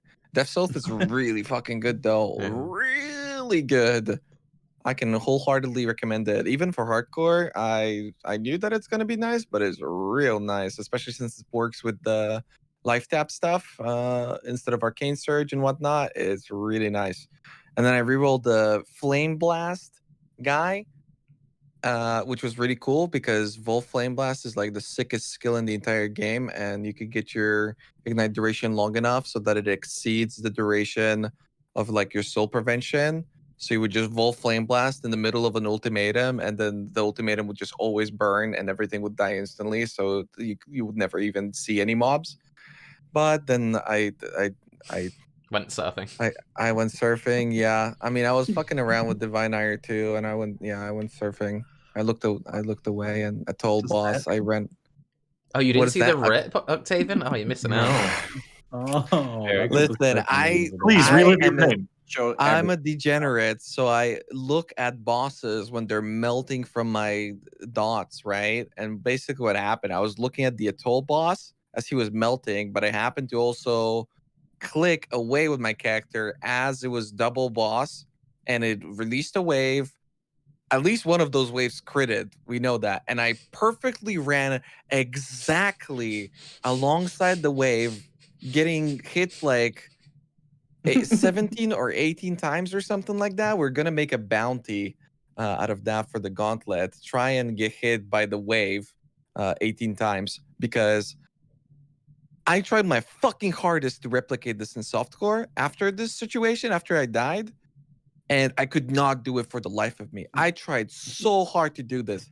And yeah, I mean, I flashed it the first time, I did it completely blind. I wasn't even looking at my screen. I just ran with the wave. It was perfect. And yeah, my character fell over. It felt kind of bad because the build was super That's a sick. great clip. I'm watching it now on repeat. It's pain. I mean, at the same time, it's so funny. I don't know. It's probably the funniest rip I've ever had. But it's also like this was supposed to be my no bullshit character when I'm just like destroying everything, and I die like that. Oh, okay. I just went and watched the clip. I see what you mean by wave. Yes. For some reason in my head, I bro. thought you died to the Nova, and I was like, "How the fuck do you get hit by that multiple times?" It gets funnier every time I watch it. It's so good. Oh my Actually, gosh! Funny enough, that Nova also bugs out. I don't know if it's a bug or what exactly is happening with it, but sometimes the boss can cast the Nova on the Frostbolts, which Yeah. I haven't found like a consistent way to see that, but I've seen it kill people, and it's kind of interesting where instead of 1 Nova, it does like 4. Careful, I don't Raiz. know We if it's might a be spreading exploits. I don't know if we should be talking about this bug anymore. Yeah, maybe. It's when the boss has enough cast speed, mainly in the gauntlet. Yeah, that's probably it, is what Zai is saying. Because I've been trying to get that to happen and I couldn't make it happen. So yeah, maybe it's something like that. And now I'm playing a cast on crit staff Inquisitor with Volatile Dead and Desecrate. And by God, is it glorious with the green MTX. I can I just so much fun. I wanted to pass something on to you, Raiz. Somebody came into my chat and was like, I don't know how Raiz is even doing damage. His gear doesn't look very good. He's such a god gamer. So there you go. Have that compliment. Poggers. Yeah, dude. I've been surprised too, because I thought it's one of those builds, especially with Inquisitor and Hardcore. You often find yourself, especially on SSF, with like, I have 0 gear. I need to go crit. There's no way I can make this work, but I just feel like playing it. Last league, I tried doing that with Penance. I died 3 times, and then I finally made my God character with Harvest and stopped playing it because, I don't know, the gauntlet happened or something. This time around, I thought that's going to be this character where I'm just going to be like constantly dying with it. I'm still alive, and it's doing damage, and my gear is still crap. So I'm really looking forward to the potential of it. I really like gearing Inquisitors a lot. They're super interesting. It's just too bad about Timeless Jewels. There's no Xana Timeless Jewels, so you can't really like get them, and Inquisitor I feel really needs it more than anything else. So yeah. That's been really painful. But I have like Omega CI gear. Anybody can recommend me a CI build that isn't ED Trickster, and yeah, that's it. Really, I'll Cast take and crit anything, assassin. please. There you go. What is it? Cast and crit assassin. Boom. Isn't the other obvious CI? one called Dot Occultist? Yeah. Like that's the other obvious one, right? Called Dot Occultist. And it's Yeah, crazy but good it's for called- league mechanic. I mean, I'm not saying you should play it, but there is another obvious one. I made a Wintertide brand Elementalist. I'm thinking about that. sounds It fun. has like it's literally 90% of my passives are damage.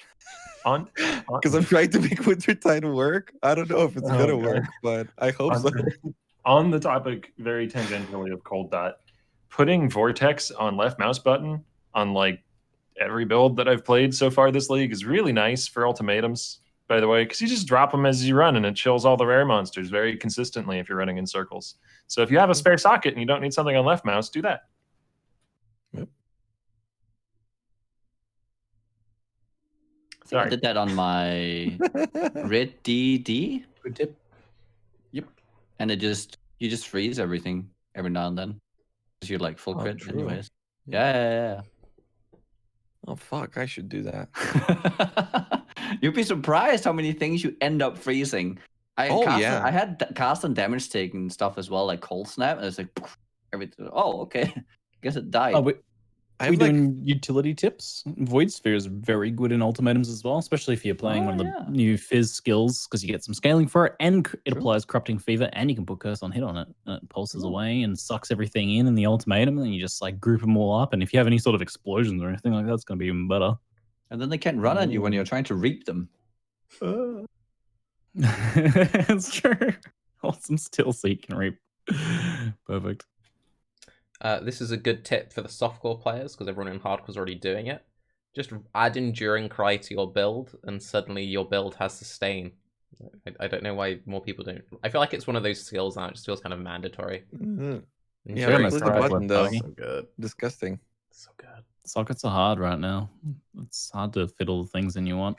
Because I'm all for like running Enduring Cry on your build. I'd love to slap a War Cry in there, but kind of justify the socket.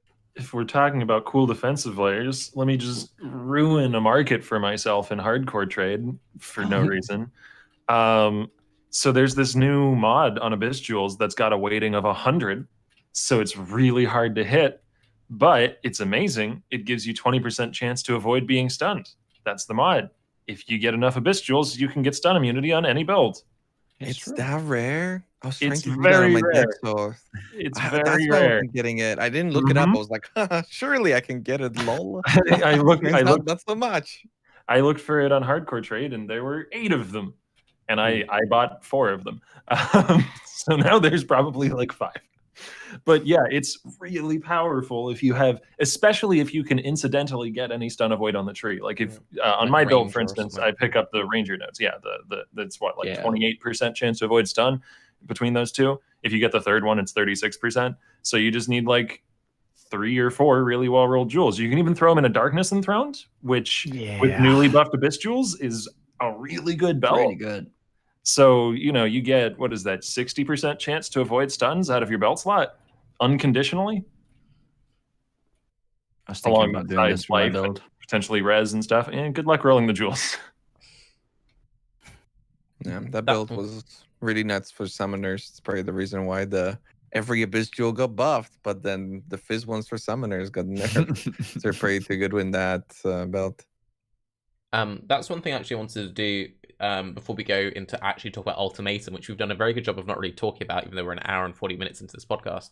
What more like general either build recommendations or random skill tips would you give to the peeps who are like, this league is crazy overtuned, I'm super struggling? Like, any Yo, I more got little this. things? Go. I got this. So you want builds with really good damage and really good survivability. And good AoE as well is also nice. That's my recommendation. That's pretty Yeah, good. check out Zizarin's Archmage Kraken Glance build. Hell yeah. Okay. That's the one. I think, Yeah, to some degree, crowd control is being overlooked for some folks. Like, that's why Occultist is so insane for this league. Between Temp Chains and Chill, nothing frickin' touches you. But, builds that can freeze, builds that can stun, builds that can slow, get Aspect of the Spider into your build. It's just great on, like, every build that can reserve some mana. Yeah, try and fit in some layers of crowd control. You will make things exponentially easier for yourself. Blind is still very good. Yep. Nice. I got blinded by a mob today, like a single rare mob in a tier 5 map, and I couldn't kill it for like 20 seconds straight. I'm just like, holy see? fuck. There you go. Blind's Uno pretty reverse. good. Listen, I think blind's good. It's just, I think not getting stunned is better. Yeah. But now there's ways around that too. So It's great being dead and stunned or not stunned. I'm really surprised that we're not seeing, I mean, maybe we are, I just haven't seen it, but why aren't more streamers doing Val Ice Nova? Because that was always good, and then it got crazy buffed so hard in the patch notes. Good luck doing Val Ice Nova in Ultimatum with, hey, I have 185 Soul Eater stacks. Yeah, I've been trying to come up with something. The uptime on Val skills is like really disgusting, Niggy. Like, no, you just know, press it. I just played Val Burning Arrow. Yeah. Those Soul Eaters should be illegal in Ultimatum. The problem is you have to play Ice Nova. Vol Ice Nova is not the issue. The issue for me is the Ice Nova. It's like you have to frostbolt it, and it's just like... I mean, you've got that Scald, Raiz. I thought you dropped that Scald. Oh shit, you've been watching. Okay. The directional... The nature of the damage with Ice Nova doesn't really line up nicely with a circle that you have to stand inside of, as far as like not Vol Ice Nova, but regular Ice Nova, because like you fire your damage out in a big cone, basically, which means if you're standing on one side of the circle, you're missing probably 40%. If you're standing in the middle, you're missing like more than 50%. Isn't it like of the circle. 3 charges now though by default? I'm pretty sure you could just have like 100% uptime on Vol Ice Nova. Oh, is it 2? Oh, on Vol Ice Nova itself? Yeah, I mean, I think it would be excellent once you get the damage to the point where you can basically guaranteed freeze or kill the rare mobs. Then mechanically, yeah, it's wonderful. But I think you need more gear than like crappy League Star gear to get to that point, and it probably feels terrible without that. That's why people haven't gone yet. I think honestly, we'll see plenty later. I just can't speak to it, because for the longest time when the league started, everybody was like, man, Ultimatum is just too hard. And I'm just like, lol, what do you mean? And I'm running around my Death Souls Occultist. Everything's blowing up. I'm like full clearing every single one, never having any issues, right? Next build, Vol Flame Blast once, Ultimatum's done. Like, never even see any mobs. But now, every now and then on my Cycloner, I have to use Fortify, and I've got 0.3 attack speed. And holy shit, is it scary? Yeah, when you like even stand for that long. Like, oh my god. And I'm finally starting to feel like, okay, yeah, you know what, Ultimatum's a little bit sketchy. So to put yourself in a situation where you have to like 2-button press a Ice Nova, I don't know. That sounds just terrifying for that content. Phasing and hinder immune Jules are really helpful because mobility Yeah. is super king in Ultimatum. Like standing still is a death sentence on most builds. I'm running a Jewel that has a corrupted hinder immunity on it that has literally 0 other good stats for me. Like it's got like accuracy and some random shit on there, like an attribute or something like that. Nothing else for my build, but it's still worth it over like a life double damage Jewel. For that hinder immunity, it takes out like makes 2 of the mods free basically. There's like the flask hinder and the hindering ground as well. So that's super nice. But yeah, phasing is like always necessary in every PoE build I play these days. I feel Yeah. you just like I mean, always it's have the that phasing, strongest but more defensive so mechanic in PoE, to be honest. being able to move through mobs. Yep. Would you not Up agree top with Well that? Ziggy? mapping. Sure, well mapping. Like the Not fact getting that- hit is the strongest defensive mechanic. It's true. So Yes. and moving and being able to move unobstructedly is one of the strongest defensive mechanics. I'd agree with that. But It yeah, just clicked in my head why good. Cyclone is so fucked with that hinder, like where you hit them up multiple times and you have to use a movement skill. So before, Cyclone counted as a movement skill that you would use repeatedly, but I just realized that I'm not killing myself in Uberlab because if you hold down the button, then it counts as you only using it once. And that's why I'm unable to dispel the hinder. So you go from cycloning through like 20 mobs to instantly stopping in place and like spinning as everything just circles around you. That's terrifying. I don't like that. Yeah, I need to I get was- that hinder. I was going to ask actually, how does, I mean, you just sort of described it, the time freeze with a channeled skill like Cyclone, do you have to hit the button again to start the channel again, or does it save Just hold the that you're button. in a channeled state? Like You have briefly to stop cycloning for like a quarter second and then restart, basically. yeah, you have to hit the button, and there's definitely some bugs with the left click where if you're clicking like the next stage, the start of the next stage, then the right click, if you have something on your left click when it's a channeling ability, becomes a lot more unresponsive. So before, when I just had it as move only, I pretty much very rarely felt that there is that little bit of a downtime where you have to click. But now when I have detonated mines, I have to spam click, and I had the same problem with flame blast as well and divine ire. So yeah, if you're having issues with channeling skills on Ultimatum and getting stuck in place when you're going to the next stage, try and get rid of your left click ability. I know that's kind of rough since we just talked about how Vortex is very useful there and whatnot. But yeah, that is a solution if you're running into that problem. Hopefully they make it smoother. I don't exactly know why that's a problem.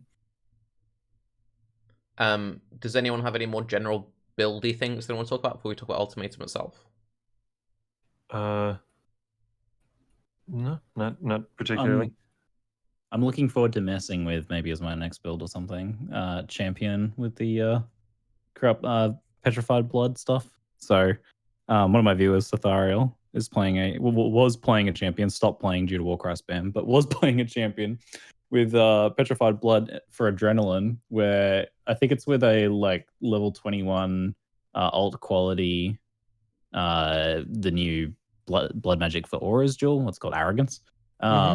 You can get 49.98% life preservation from 25% aura, which is enough that he had 1 hit point over 50% low life. So using a flask would take him up 1 hit point above low life, and then using any other skill would take him down below low life. So for beautifully smooth, permanent, and just perfection of the what is it, adrenaline sustain on champion. So actual perma adrenaline, which is pretty spicy. It's very cool. Champion really needed the buff. Yeah. Hell yeah. Yeah, I like how it's like this thing people would do, like activate these auras and like take their life all the way down to 0 and then like quickly heal up before the boss so that they could get a big burst of damage and go through all these hoops. And now it's something that with the new skill you can sustain permanently. I wonder if that'll stay around longer than this league. Man, I got a 6-ling Dooflich today. It's my very first 6-ling that I found. I wasn't really getting that many rewards from Ultimatum, but I did get this, and instantly it was like I want to use the low life and go like Elementalist Burning Arrow. But then simultaneously, I'm like, man, I'm not even gonna make it to maps with this thing. Like, I'm just gonna die. There's just no way. Dots are just they're too much of a problem with the petrified blood stuff. Yeah, that's why I want to do Elementalist, because then you've got the regen from the Golem, but I still don't know if it's enough. I'm gonna try and do low life on the Inquisitor as well, but because I have like so much regen right now. I have permanent like 20% leech, and I have like 1.4k regen. And yeah, I still think I'm just not gonna have enough HP. But the damage is gonna be cool for the 15 minutes that my character is gonna be alive. You know? Come on, you can get it to 90 at least. I believe in you. I'll try. On think that MOM point, is, actually, oh, go on. I think MOM is really interesting with Petrified Blood. Yeah. Because you get to reserve some mana, and then you have, you know, double the health pool against dots. So it's like it's a really good alternative, I think. Yep. Yeah, that's cool. You do lower the amount of damage from hits that you're taking that's getting staggered, though, because I believe you only stagger damage that goes to life. By staggered, I mean the stuff that, you know, the way Sure. Petrified Blood works. Yeah, and yeah, pushes, yeah. pushes off damage for later. But yeah, it's probably worth it. I could see it being worth it because you get most of the benefit of the damage stagger from Petrified Blood while offsetting the huge weakness. Since we talked about some wonky stuff, you guys might have some ideas for me. So the end game for my Varlark Raider, if I can collect all the gear in SSF, so the answer to that is no, would be Doriani's Prototype, because the new shield gives you all the funky max res stuff going on. You can use Tempered by War, which gives you 50% of your cold and lightning. Taken as Fire gives you minus 50 lightning res. Ventors minus lightning res.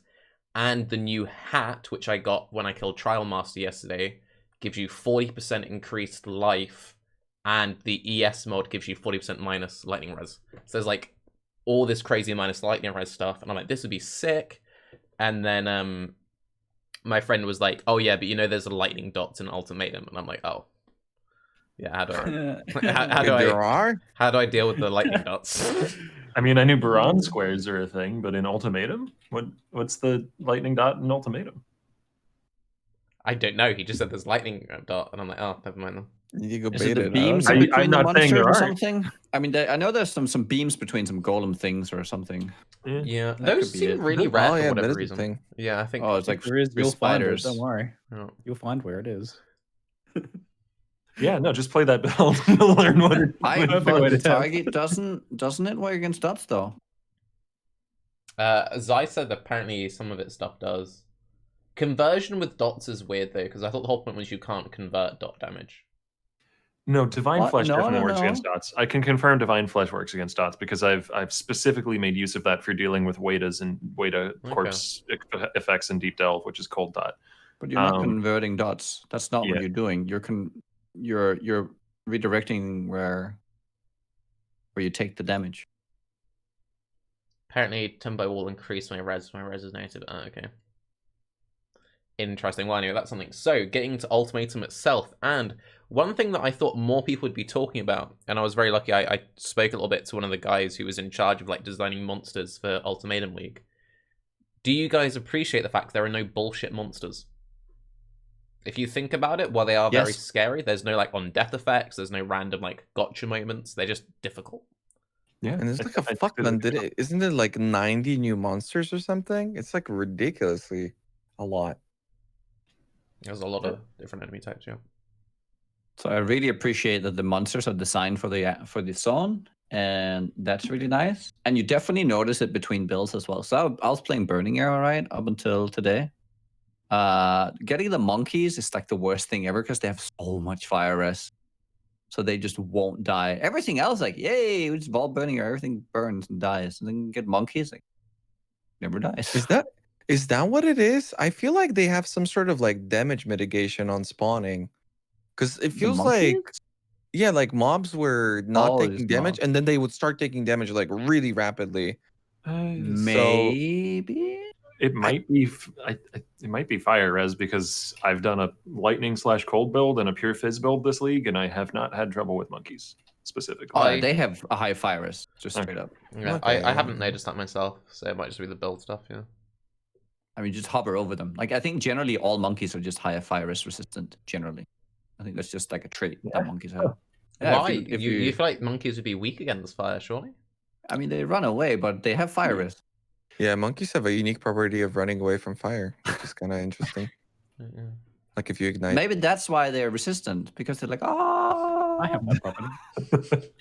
I don't know. They're the only enemies in Raiz smart enough to Yeah, know how to everyone else stop, just drop, stands and there. roll. I'm on fire. Oh. Fine, I'm burning it. Fine. There's, I wish there's some- I wish I could appreciate more that the monster design is supposedly good, because I think that's my biggest criticism with this league, and well, I mean, I guess so many in general, but it feels like there are like way too many monsters that are moving way too quickly and you can't see anything. Like a lot Aura of the time stacking. is just aura stacking, Yeah, aura hasted, a billion things. You can never really identify what goes wrong when you die in Ultimatum most of the time. It's just kind of like everything's fine, it seems fine, kind of running. Oops, I stopped for slightly too long, I'm dead. Don't really know what happened, but I died. And it's just a red blur of mess as well. So I wish we could appreciate that more. Because I didn't even realize when you said it. I was like, oh yeah, there are no monsters like that. There are no annoying monsters. But I hadn't noticed because it's just a mess of red But blur. proximity shield still exists, and when you've got 20 monkeys chasing your ass, the proximity shield doesn't feel that good when you're trying to range it. I'm like trying to get away from it with Cyclone to damage it, and they're standing just outside. I just can't, like, I can't do it, man. Vol Ground Slam stuns them, even if you're not in the proximity shield. See, Yeah, but then they spawn with says like all 4 done. haste auras, and you're just Yeah, that's true. instantly- They're right on your back pretty much instantly. I saw a suggestion on Reddit that I actually really liked, which was to maybe tone back the rare monsters a bit and introduce. I mean, this is obviously something that would have had to be done before the league was launched, and you can't really do it now. But introduce, things like harvest mini bosses, or like the equivalent to what are the delirium mini boss names? Omniphobia and the other guy. Kosis, yeah. So introduce those kinds of enemies into the pool of what can spawn, because they can still be quite a challenge if there was like a Kosis equivalent for Ultimatum, but they don't litter the screen with a million rares or have a chance of, just screwing you over because of proximity bubble. That's the thing. Ultimatum would make such a good boss arena, or like for a few difficult monsters, because you've got like the lightning runes, you've got the chaos chasing you, you've got all these different effects that zone you and change the nature of the battlefield for a more bossy fight. That it would be such a cool mechanic with 3 or 4 different difficult enemies, or a smattering of less difficult enemies and a boss or something like that. have you done the trial master fight, Ziggy? No, I haven't got that yet. Has anyone else It's just done random, right? You don't? Is it just I've random? not found any. I've done a lot, but no. He seems really I don't know rare. how he gets. Okay, how you because get him. I've only had him the once, but like that fight is kind of like what you're talking about, because you That's have good. you have the random things going on. Like during my one, I had these weird like tether totems spawning, and I had the ruin ghost like chasing me around throughout the thing. So that was actually like a really fun arena. So it's just a low chance of like a 10 wave spawning, right? Because I haven't seen a 10 wave. I think it's only. Is it only T14 plus? No, I got it in a tier. Wait, I'm pretty sure I got it in a tier 11.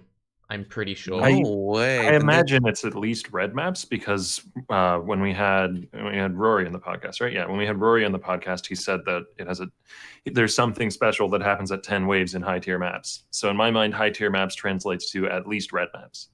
Chat said tier 11 and tier 12. Yeah. Someone said they got it in tier 10. Crazy. How rare I'm is like it? The fact that I haven't seen it. 99% sure that I got mine in a tier, because I've run a couple of tier 14s, but I've mostly just been living in 11s, and yeah, I got mine yesterday, the first one. Man, I've been spamming them, and I always like max them out. I mean, I don't know. That thing is really rare. Holy, I thought it was 14 plus. That's why I'm not getting it. And Tarke, since you did one, you can confirm it. The arena is a continuation of the ultimatum you were doing in the map, right? So all the things that you chose while doing the ultimatum in the map get ported into the arena. I don't feel. Or is it It didn't feel randomized? like it was every mod that I chose. Were there any mods that you didn't choose, though? There I'm was- wondering. Oh, So go on. I'm playing an Archmage build. I'm wondering if I can get a Trial Master that spawns with you take 2,000% of your mana cost as damage and just not be able to do it. Because that would suck a lot. No, so for chat saying it's every mod, I feel like it. I'm pretty sure, maybe I just didn't see it, but like I took the choking miasma, and I don't recall that being in the fight. Like I remember thinking, oh, it's weird that wasn't in the fight. How long did you fight the boss? I was on it. I killed it. I think I went on it for like 3 or 4 minutes, and I was going like quite slowly. Yeah, then it just didn't load in. That's not enough time for it to texture in. Oh no. I figured it out, Tarke. It was there all along. It's a cool fight though. There's a few things. Just I guess brief spoiler. I'll wave when if you want to mute or whatever. But like he freezes time during the boss fight, and I hadn't seen the fight before, and that scared the absolute shit out of me. Because he like does this massive like big overhand swing, and I'm like, wait, have I screwed up a mechanic? Like what's like you just it's kind of like Raiz, you'll appreciate it. It's kind of like, you know, when you see the big anime boss like go full roid. You're literally describing JoJo right now. Yeah, like, it's basically like you're just watching a stand user like start popping off, and you're like, I cannot do anything. Wow, a stand user freezing time. How original. GG. Okay, Wave, you can unmute chat. You can unmute. But yeah, no, it's. But what I wanted to ask, so one thing which was really interesting about the whole like, oh, there's no bullshit monsters, but it's like crazy overtuned. Well, I feel like that's the result of it, because they've purposely designed it without like on death effects like this and whatever. The only way they can actually make it challenging to players is just be like all of the mobs, all the survivability, all of the damage.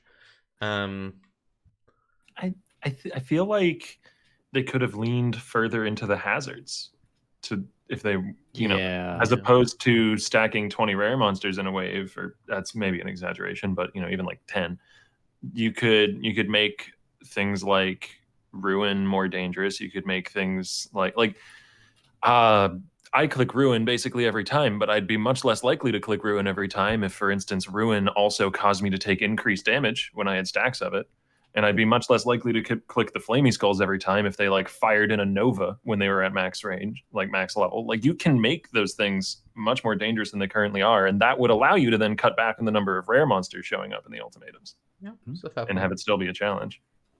I don't know if it's a matter of build, but I very rarely run into like ultimatums, and I haven't had the 10 one for whatever crazy reason, but I get the 9s all the time. And like I very rarely run into a situation where I'm like, oh man, if I choose this, I'm at risk. Most of the time, the things that I'm choosing are like, oh, this will be a slight new like annoyance, I don't really. I've never had to been feeling pressured to choose something. I think it would have contributed in large part to making the mechanic feel more distinct from things like ritual as well.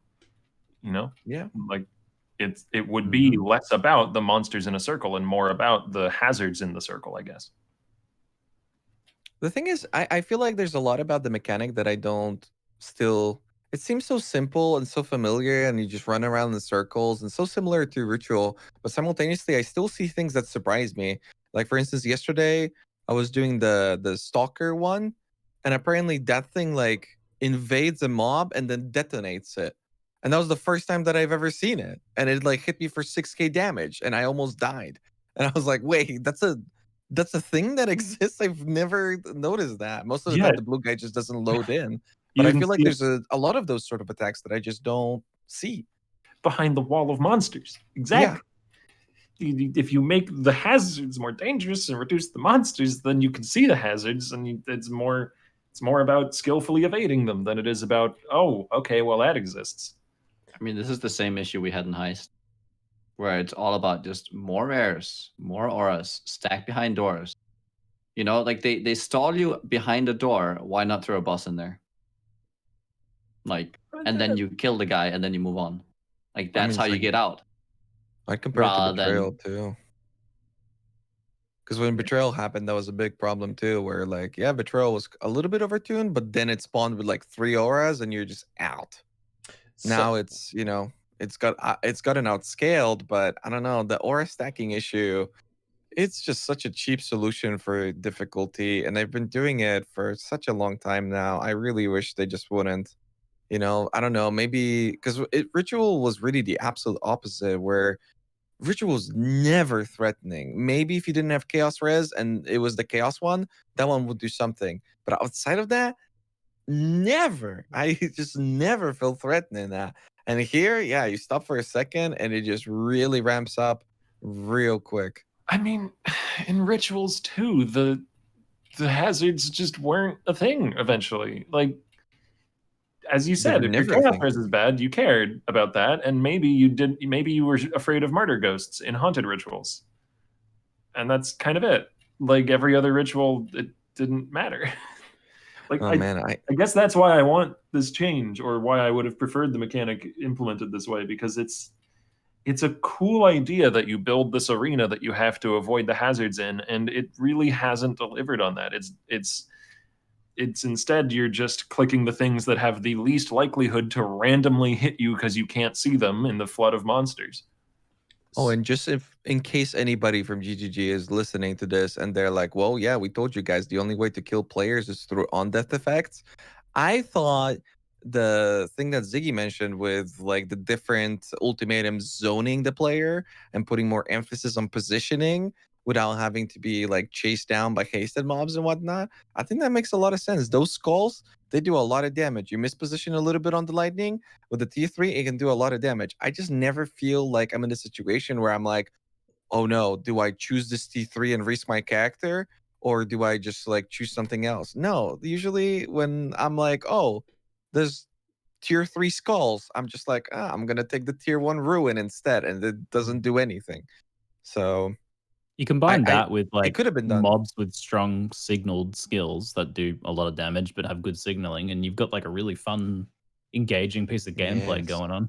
Also, the shrink the arena one is it's so wimpy. It barely shrinks it. It's still a good sized arena. It should shrink it twice as much. It's Or it should beneficial. shrink it, and then if you step outside the arena, you Yeah. gain doom every half second. So you lose faster if you leave the arena. You I have to love stay that in one. it. The way it even sounds like you're not supposed to leave the arena when you choose the shrink the arena one. He's like, step outside the circle and find pain. No, step outside the circle and find a short timer to go back inside the circle. No, you get banned. That's what the pain is. You step outside the circle, you get banned. So I'm curious what Get 'em. your guys' opinion on the league is, because it seems, I don't know if it's just like seems negative, but it seems like you're not, because I'm actually really enjoying the league and I like how difficult it is, and I would be really disappointed if like, and it's probably going to happen, like I'm expecting it to happen, like next week GGG drops a post like, hey, we're nerfing Raiz. Like if the difficulty goes, this league mechanic's going to be like, because I didn't enjoy Ritual because Ritual was just too easy, and I feel like if they made this easy, then it would lose what makes it feel special, because I love that tenseness of like, if I stop, I am dead. Like I've been having a lot of fun with that. So yeah, I don't know, what do you guys think about it? I think like they the can league accomplish mechanic. that difficulty by ramping up, like, the positioning mechanics and putting more emphasis on actual gameplay rather than running around in circles, being chased Yeah. down by rares. No, I'm definitely not advocating for making this mechanic a pushover. I want it to be difficult in ways that make it more unique and interesting. Like I don't want to just breeze through them without thinking. I want to think about how to deal with the area mechanics under my feet that are unique to this mechanic. I don't want to think about how to deal with big pack of rare monsters, because big pack of rare monsters is in Legion. Big pack of rare monsters is, to a lesser degree, in Ritual. Big pack of rare monsters is in Beyond. It's in Delirium. I already have had to think about how to deal with big pack of rare monsters. I want a different problem to solve from this mechanic. Ideally. Yeah, I like how difficult it is, but I don't like the way the difficulty is done. Right. Where it is just kind of like running in circles with your eyes closed, hoping that you don't get hit by stuff that you can't see. I don't think there's enough options either. Well, there's some of the options are actually disabled at the moment. The Good. blades, Ooh. yeah. We can get some Yeah. more, right? That, because Cool. the thing is, you end up, I found that 95% of the time, you end up exactly with what you want. Yep. Mhm. Yeah.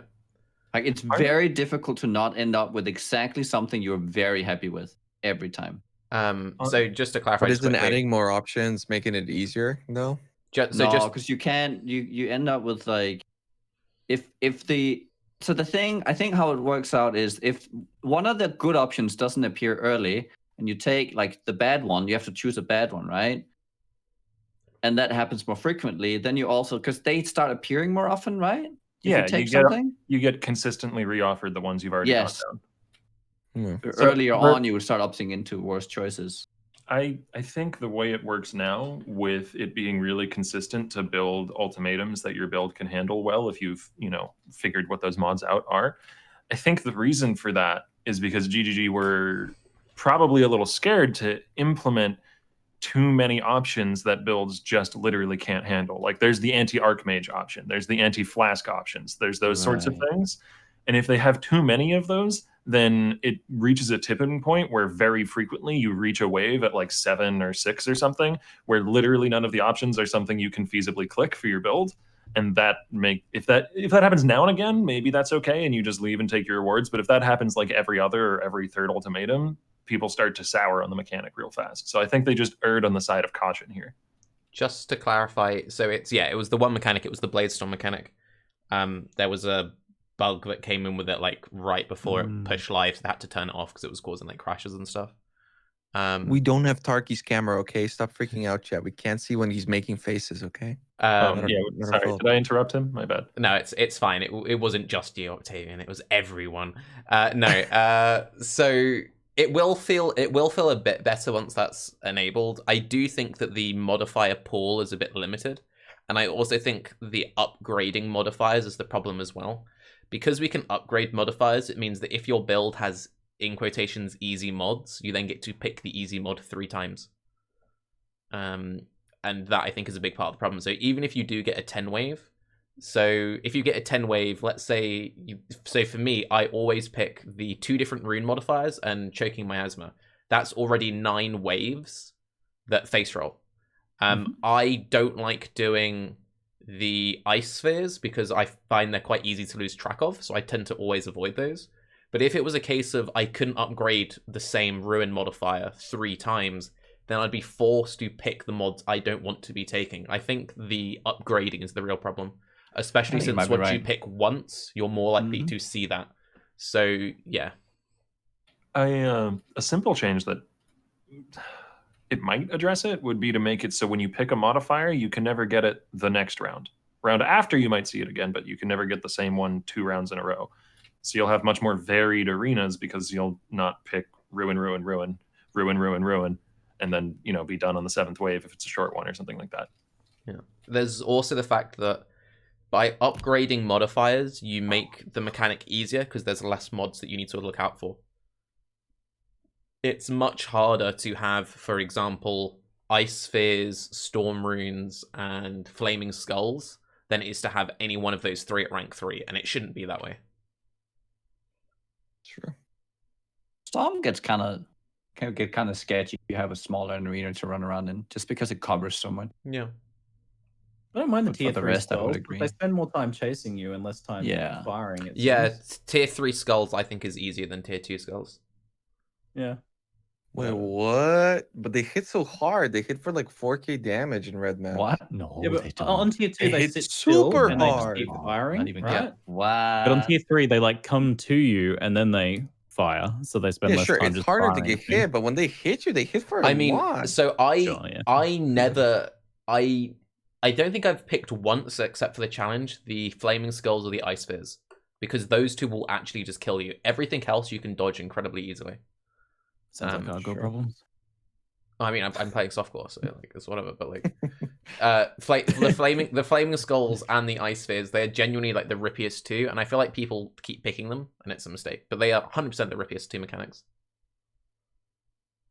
The real question is, which bastard thought that it was a good idea to implement that mana cost 1, which doesn't bother anybody, but then it's literally like a reflect map for Archmage builds. You misclick that, or you forget what build you're playing for a second, you just instant pop yourself. That's evil, I know you guys want to get the Reddit clips, but like, come on. Just don't put the reflect map in the map device, Just don't click the 1,000 damage taken as mana, whatever. Don't defend this, Octavian. This is a personal attack. I'm the only one left playing Archmage build right now. It's like one of my favorite ways to play the game. I look forward to your rip clip, okay? I mean, if I rip, it's my fucking fault. I didn't read. I didn't click the thing if I rip. It is incredibly odd that they chose that modifier, because if you think of the other modifiers which like counter builds, there's your projectiles are wacky, and This is true. 50% less AoE and projectile speed. So it's like, Yeah. oh, my build is And- awkward, and then it's like, your build is dead. There's like a very big Flash? discrepancy there.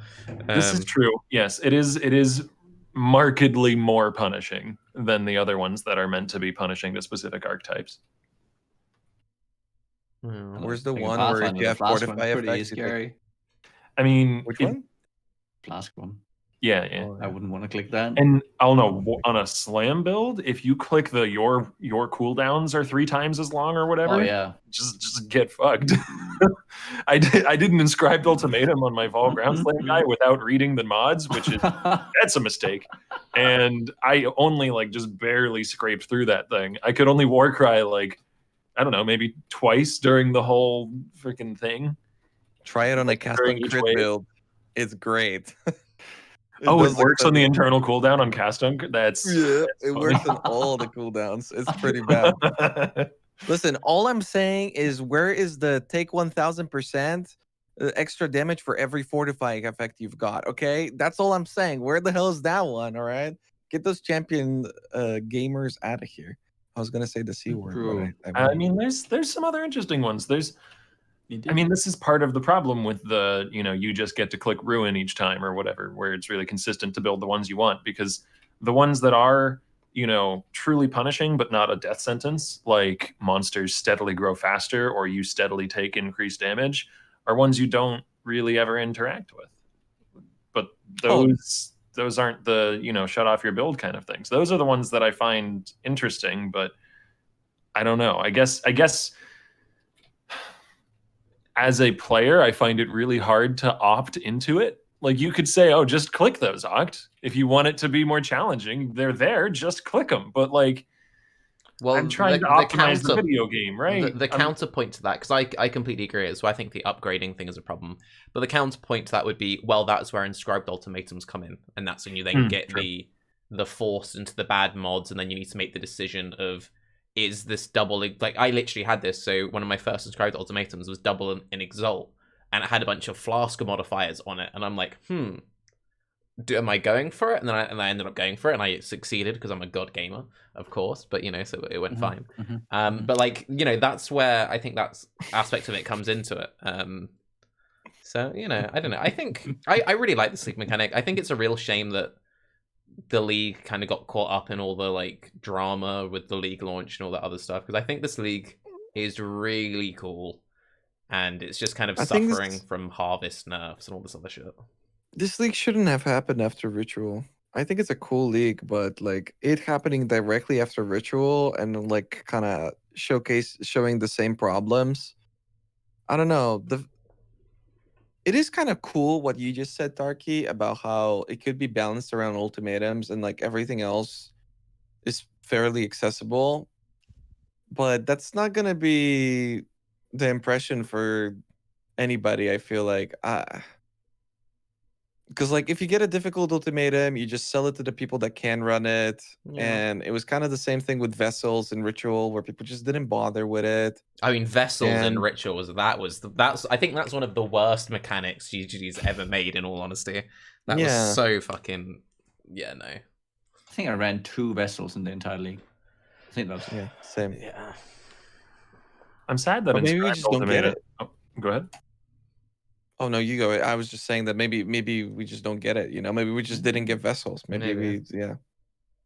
I'm just sad that inscribed ultimatums aren't one of the rewards that Ultimatum offers. I really don't see why it's not. I never realized Yeah, that. it There are is random weird that it drops drops from monsters random in- content. in Yeah. any content, so you still will get them regardless of what you're doing. But like, it seems like a natural thing, at higher waves, wave 7, 8, 9, just have it show up now and again. You don't like Parandus coins at wave 9? I don't like that, no. But I also think that there's a degree of focus on the offered reward, which sort of gets tunnel visioned onto. Yeah. And it contributes to people thinking that the mechanic isn't as rewarding as it should be, because it's really ironic, and it's really, maybe ironic's the wrong word, but it's really annoying when you battle through to wave 9 and Trial Master's like, hey, fuck, you have some Parandus coins, baby. You want to keep going? Yeah, baby. But I mean, you never actually fought for But, the like, prize. It's like the next prize. So you fought for the previous one, so you haven't really earned the next one. but like you've battled through all of these crazy rares, and Trial Master's like, you can keep going for this wonderful thing, and it's a pile of garbage. But what you're overlooking is that you got all of the other wave rewards, which probably there was a pile of like 4 or 5 chaos on wave 5 or 4, because that's just in like every other one of these. And also there's all the monsters that you're killing, which drop plenty of currency. So like you're getting pretty good rewards, but GGG is taking this piece of garbage and putting it up on a pedestal and being like, this is the reward, when they have a whole pile of other good stuff that they're not like showing you. I think Isn't it very thematic though? Because he's an asshole, the Taskmaster.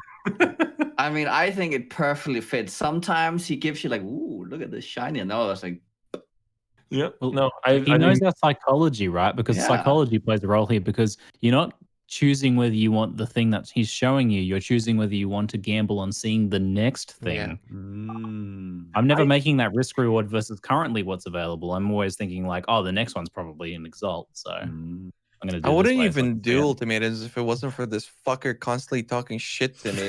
If I like misclick the circle and I don't want to do it, like it is really satisfying to get him to complain. It's really satisfying. He is such a fucko. But Zai has a really good point that we're forgetting about the fact that ritual is actually balanced around you forgetting the reward 50% of the time. Yeah. Which is, you know, I think that's a very fair point. Every time I do it now, I forget the reward. Amy's like, go back in the map and get your rewards. I feel like people definitely are obsessing a bit over the offered rewards. Like, I think one of my favorite, like, this is a shit mechanic is when people, like, take a screenshot of being, like, offered, like, a tier 5 map in a red map. Like, look, this is trash. And it's like, well, yeah, because, like, tier 60 maps, they still drop, like, non-red maps. Like, it's just offering, like, you low-rolled.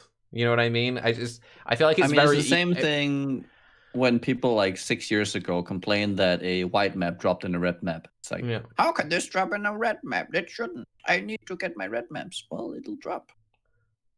And especially since the case of, like, there's up to 10 weight. Like, I don't think I've ever done a full, like, up to max ultimatum and not walked away with at least, like, 5 chaos.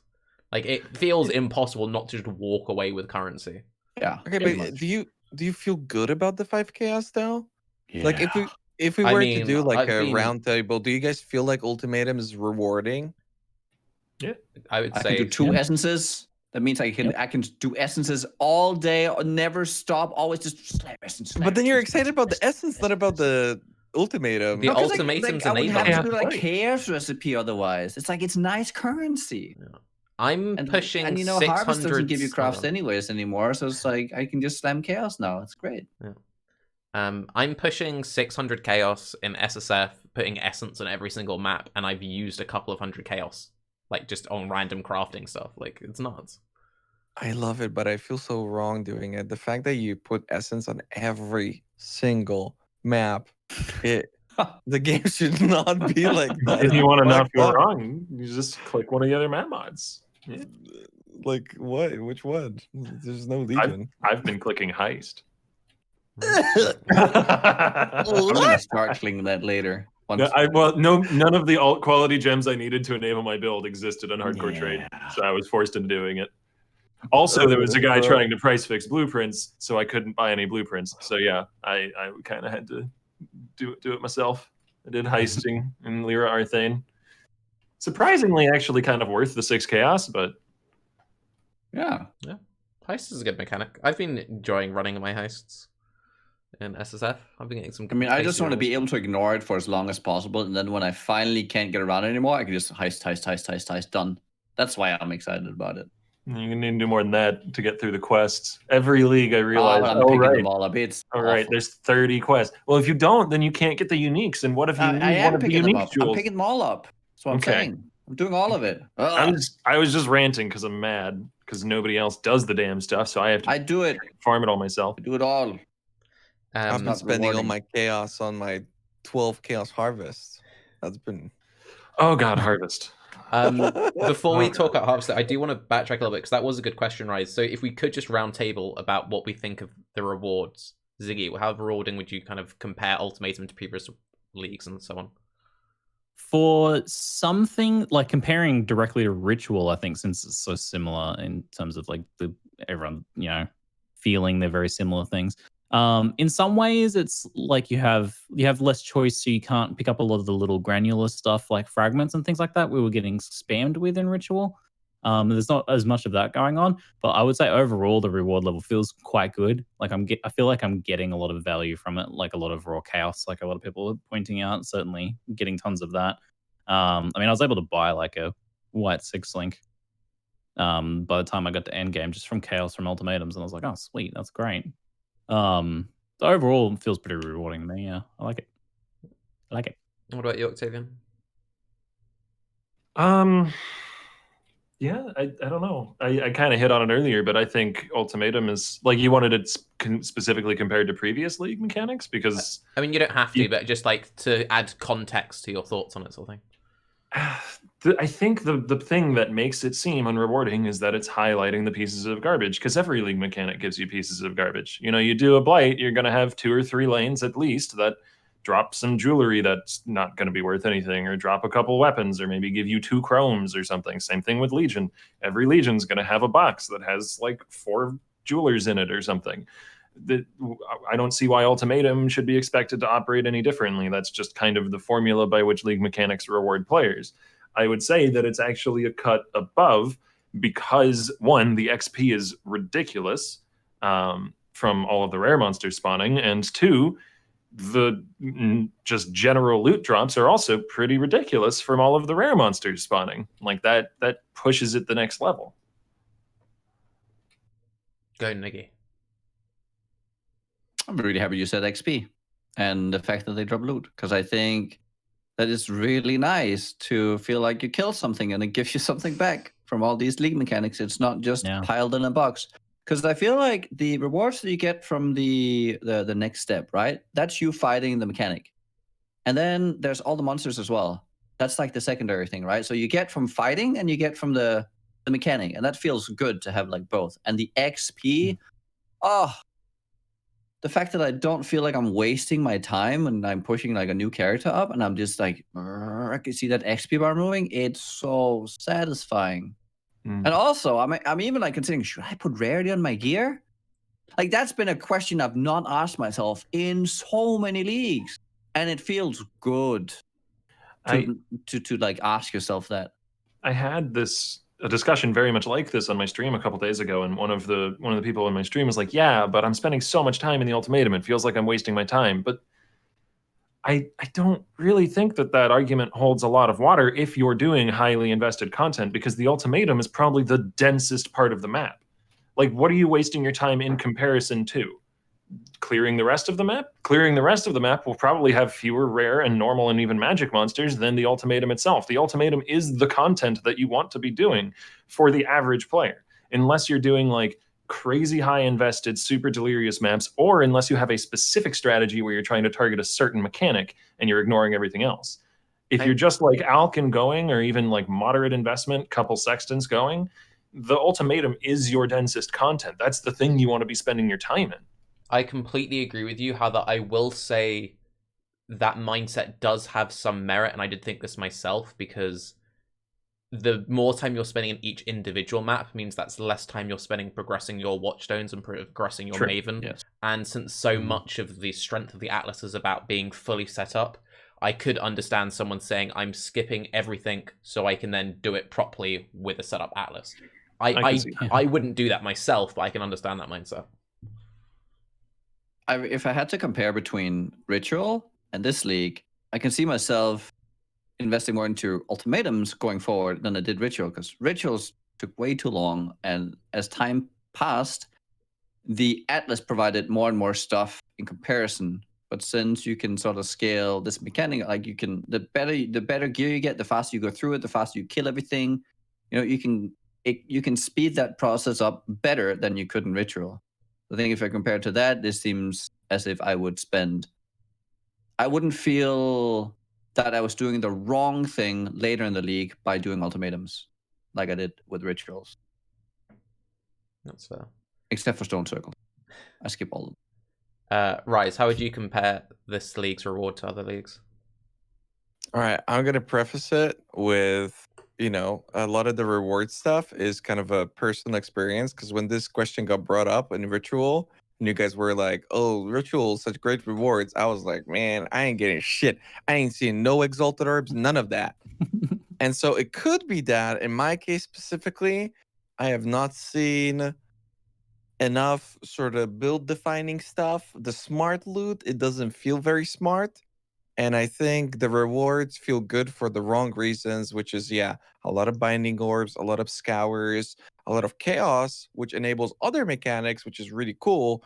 But in terms of actual things that I feel make a dent in how I want to play the game, personally, I just haven't seen a whole lot. Again, the smart loot seems a lot less smart than what it was in Ritual and Heist. But even though the smart loot was really smart in Heist, I still didn't do Heist. So that speaks to, I guess, the gameplay aspects of Ultimatum, and more so, to the shit talking from the Chaos guy, really, because that's the only reason why I'm doing it most of the time. So yeah, I look forward to seeing all this like wonderful stuff. So far, personally, I haven't seen enough, but I'm really enjoying all the other things that it does enable me to get. And eventually I'll probably get something cool and be like, "Oh yeah, now it makes all the sense in the world." Go ahead, Nugi. Okay, so I think one thing I've noticed is that, or I would like to hear what you guys think. The fact that it doesn't really drop side, like league specific stuff, that the actual mechanic drops I don't think that's a lot of it. There's like a little bit here and there, but there's some coins and there's like the occasional, it's very much not just get cluster jewels from it or get all your oils from it. It's like you get the currency and like the joy of just killing monsters. And then the league, to me, seems as if you are offered the choice to go to any of the new upgraded league mechanics that you can go to. And that's where you kind of like push those kind of things, highest, Alba, betrayal, and all that, rather than having it all crammed down to one mechanic. As a rule, it seems to offer access to other mechanics, but not the rewards from those other mechanics. So it might offer a map that has 20% delirium on it, but it won't offer a cluster jewel. And it might offer like breachstone splinters, but it won't offer a breach lord unique, that sort of thing. Like I think that's the dividing line here. Yeah. Like 3 splinters. Good approach. Just so we clear, you said splinters, it's like 3. Yeah, but 4 on a good day. I mean, I could just list good rewards that I've gotten too.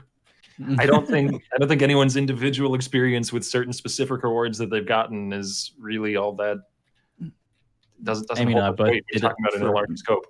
No, that's why I said that it's very subjective, and I could have just like not been feeling it yet. Like I got a count card out of it yesterday, which probably isn't worth shit in softcore, but was 2x for me in hardcore. Ultimatum gives you a comes card every time. Every time. My God, it is worth it then. I would like to mention that this is the best co-op implementation they've ever done, and congratulations to ZiggyD on that. And please continue doing it every league. I've been playing every league start co-op with Amy lately, and perfect. Perfect co-op implementation. So good. Basically, if you only play solo, effectively each person gets offered their own rewards, and at any point they can take their rewards that they've gotten. It'll be allocated to them, and then they can still continue fighting. They don't have to leave the map or leave the circle or wait around or anything. They can still continue fighting and helping you. They just don't get any extra future rewards because they opted to not take any further risk. Or they can keep going, and if they die, you don't fail. They lose their rewards. Their rewards won't drop, but you can still go on and do your rewards. So it's all completely independent to each character, and it feels perfect. So good. So Have you and Amy had like any crashes or performance issues with the co-op stuff? No, I don't think so. No, it's all been pretty good. Yeah. that's the really only good. thing is you got to make sure you activate it when they're like close to the circle, because if they don't get in the circle within 5 seconds, they fail. So sometimes I click it a bit too early, and Amy's like, "Wait!" and sprinting over to the circle. Oh, that's really good. But no, it's good, and it's got a vote system as well for the mods even. So with 2 players, you just vote on the mods you want, and it'll just 50-50 if you like vote different things. And someone can vote to kill you if you're playing Archmage. Good. But I guess you just click the leave button if they do that. That's why it's called co-op. So if you're playing with people that you're not cooperating with, it's probably not going to work so well. That's really good my that they God. fixed those problems, because I did a little bit of it's so co-op good. testing, and it felt really good, but there was a really fun feature where every other one you did would cause a hard crash to desktop, and it's like, Oh ooh, no, I haven't had hopefully any they issues fixed with that. that. But it's good that they No, fixed all that stuff. it's been pretty good in that regard. It's really fun as well when you like the person gets a really exciting reward, and then the next one you get an exciting reward. You're gonna tell Amy and I did one like the other day where we both got an exalt. I got an exalt on one tier, and it's like hooray for me. Amy didn't get anything. Then the next tier, Amy gets an exalt on the next wave. So it's like yes, If both you took our exalts from it. Feel good, man. if you do it in party play with free for all, can somebody else steal your rewards when they drop? No, they're hard allocated to the person who got okay. them. So you can see them on the ground, which is really cool, but you can't touch them. Darn. And I think that ignores allocation settings as well. Yeah. I'm going to actually say that we save Harvest for the next Baeclast, because that will be a very big topic of conversation, and we're already pushing like 3 hours. So True. if you guys want to just keep talking random skill stuff or ultimatum stuff, let's go. But I say save Harvest and like the big master talk for the next Baeclast. I mean, we can just talk about Harvest quickly because chat's booing you right now actively. Oh, God, it's the Rory episode all over again. No, I think. It's Okay, fine. I'm gonna be real with I you, don't think it'll chat. be that long. I have Dungeons and Dragons in 20 minutes, and my decision to maybe save Harvest the next one has nothing to do with the fact that I've got D&D in 20 minutes. Nothing to do with that at all. Yeah. Let him play D&D, chat. Jesus, you monsters. Yeah.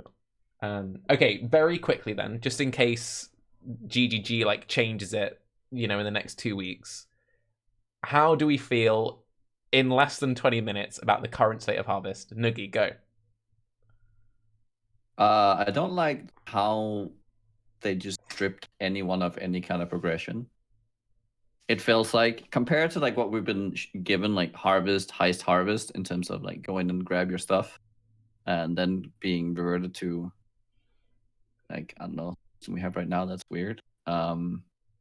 Also, I feel like I kind of feel like I've been lied to a little bit, just quickly, because they said we're removing this, and this thing. You're gonna have 1-to-1 parity between the last league on some of the higher mods, if you got like the same amount. But it doesn't seem that way. I didn't get I feel like I feel like there's what?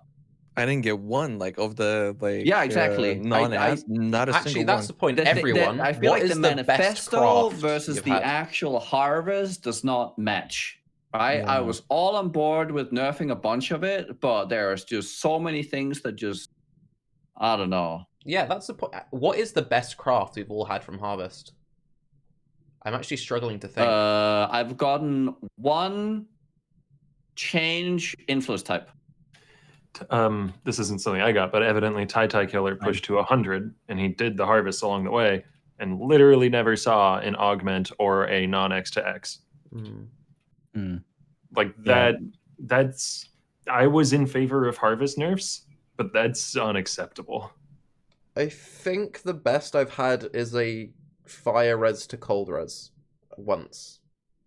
I've got like 5 of those. Okay. I think that's the best I've had. Sir. Yeah. I don't understand why they did it this way. Evidently, as of yesterday, I haven't checked today, but as of yesterday on the TFT Discord, there has been 1 Augment Chaos listed, the whole league, for software trade. So when someone actually I thought you were said talking that about the these hardcore. augments were worth a mirror, they might not even have been, like, lying. The fuck? That said, I still do all my harvests because it's a lot of extra mobs in the map and they drop maps and stuff. And sometimes I get res swaps and fizz rerolls are good for making PDPS weapons. But God, it feels sad to do them.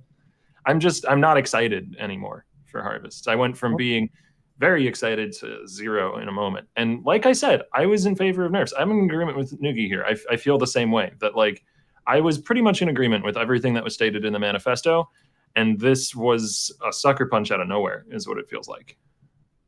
What is the purpose? I just don't understand why they did this. Like what they did it with the manifesto, sure, it was controversial. Some people agreed, some people disagreed. I'm on the edge of agreeing just because I wanted to keep like a form of gear progression without like the extremeness of the power that you get through it. But man, it just feels like it feels like fossils without a fossil with like extra steps or something. Like it just doesn't do anything. Okay, I don't want to cut too much into Tarke's 20 minutes here before D&D, but we can't see what kind of monsters are in the patch. That matters a lot in hardcore. I will say, snakes Octavian, are so much more dangerous than crabs. Wait, can't you? I No. tuned into Octavian's You can't stream see when the he craft. realized this. I've never seen him so angry. You can so every Oh, tier God. 3 seed of a certain color looks the same. So Alright. a crab and a snake, for instance, the Blister Lords and the Vipers, they have the same 3D art for their seeds. So you can tell there's going to be either Blister Lords or Vipers in the patch, but you don't know which one it is. And that makes a big difference. If I have multi-proj on my map, I am not fucking fighting Vipers, but I might fight crabs in a multi-proj map. But now I have no way of knowing. It's just maybe they're there. So I just never click those patches anymore. Like why would I? It's so annoying. Like even I if don't you know why don't they want show to get me any the crafts crafts from now. those, just show me what monsters are in the patch. I don't know why I they just even like show us the crabs. craft now. It's like it'd probably be better if they just didn't, and it was just like you open the list and then you get to see what your crafts are instead of seeing beforehand. Okay, but that still wouldn't fix not knowing what monsters are Well, in the they patch. could show us the seeds. They could just show what Okay, seeds sure. are planted. It's Do like that. here's the list of seeds that are Because planted. the and you're like, initial, so we're casting our minds back to Harvest League now. The initial implementation had a lot of considered risk and reward. You could plant a full patch of Vipers if you wanted to, and then only have yourself to blame when you die. But now there's nothing like that. You're not opting into, hey, I'm going to do this really dangerous thing and fight 5 of the T4 bosses all at once. It's just, hey, I'm going to do this really dangerous thing and click blue seeds. Okay. I see. This is why this conversation is so hard. Is because you've got people like this guy in the chat, full caps lock typing. I called it on the manifesto, bitch. We're discussing things that weren't on the manifesto, and the fact that this conversation is giving ammo to people who said these things without having the context of what is actually implemented in the game, and now they think that they're right. It's just like, oh my, I almost don't want to talk about it just for that reason, dude. it's still capsing. He's full blown capsing the whole time, dude. I will say this though, because it's about having consistent game mechanics. So you can't see what you're fighting, because then you'd be confused when you could see Cirrus mechanics. Did you see Carbs Rip? That was it's hilarious. The whole like trade, the double clip. I have to see both. Yes, the full. You need to see the full clip. Yes. First, oh my. For anyone who hasn't seen Carbs Rip, fucking feels bad, man. So he's doing Cirrus. He gets an invisible maze, so he logs out because he's in hardcore invisible maze. He then portals in, and you can see him. He's like spam shield charging, like, okay, wait, just testing. Okay, we good. And then he gets like teleported into the middle of an invisible maze, die to comet. It's like, oh. Did you know it that? has to log because of the invisible maze. He comes back in and just gets insta popped by the meteor. Did you know that the die beam can also be invisible? Yeah. Oh yeah, And, I saw and yours also as well. the spinning lasers? And then the maze? Mm-hmm. I have not beaten Cyrus yet this league because of that. I have tried him twice now, and both times log because invisible. I'm not fighting an invisible mechanic, no. I'm honestly impressed that you even went into the fight at all into hardcore in its current state. Well, the first time I didn't know. Oh, fair enough then. And then the second time I was hopeful. Well, to be honest, at that point, that's on you, Octavian. You went in the second time. Yeah, texture streaming is a thing, and I probably shouldn't have mentioned this, knowing that I've got D&D in like 10 minutes. But like, if you're GGG, what do? You've got this tech, you've put it into the game. People have been complaining about it for this is the second league now. Do you disable it? Do you just try and fix it? Like, what? And maybe give people options. Some people are having a good time with it, or I don't know, make it a little bit more difficult to make people opt out, but at least give people the option so that you get players sitting with it with limited options. I don't know. It's the same thing like Burning Ground, right? It's like it took 2 years of having to suffer through. No, but it's like a consistent thing with GGG. It's like, we're gonna fix it. We almost have a fix. The fix is coming. All the while, it's all hell on earth, in Baeclast, and we have to like, come on. Is this the worst thing they've had? I think this might be the worst thing. I think it might be. Go on, Raiz. It's okay. So there's two things to this that are really bad in my eyes. First of all, how could you tell us that for years that you can't have sliders for graphics and you can't limit effects because you don't want the game to look bad and you don't want streamers to show the game in a bad light, but then you allow texture streaming to exist for 4 months? Now it's insane. No amount of like graphic sliders will ever do this. It's insane. And then second thing, I think they really need to address the purpose of this texture streaming thing, because there is a very growing community of people, and I'm not a tech guy, okay?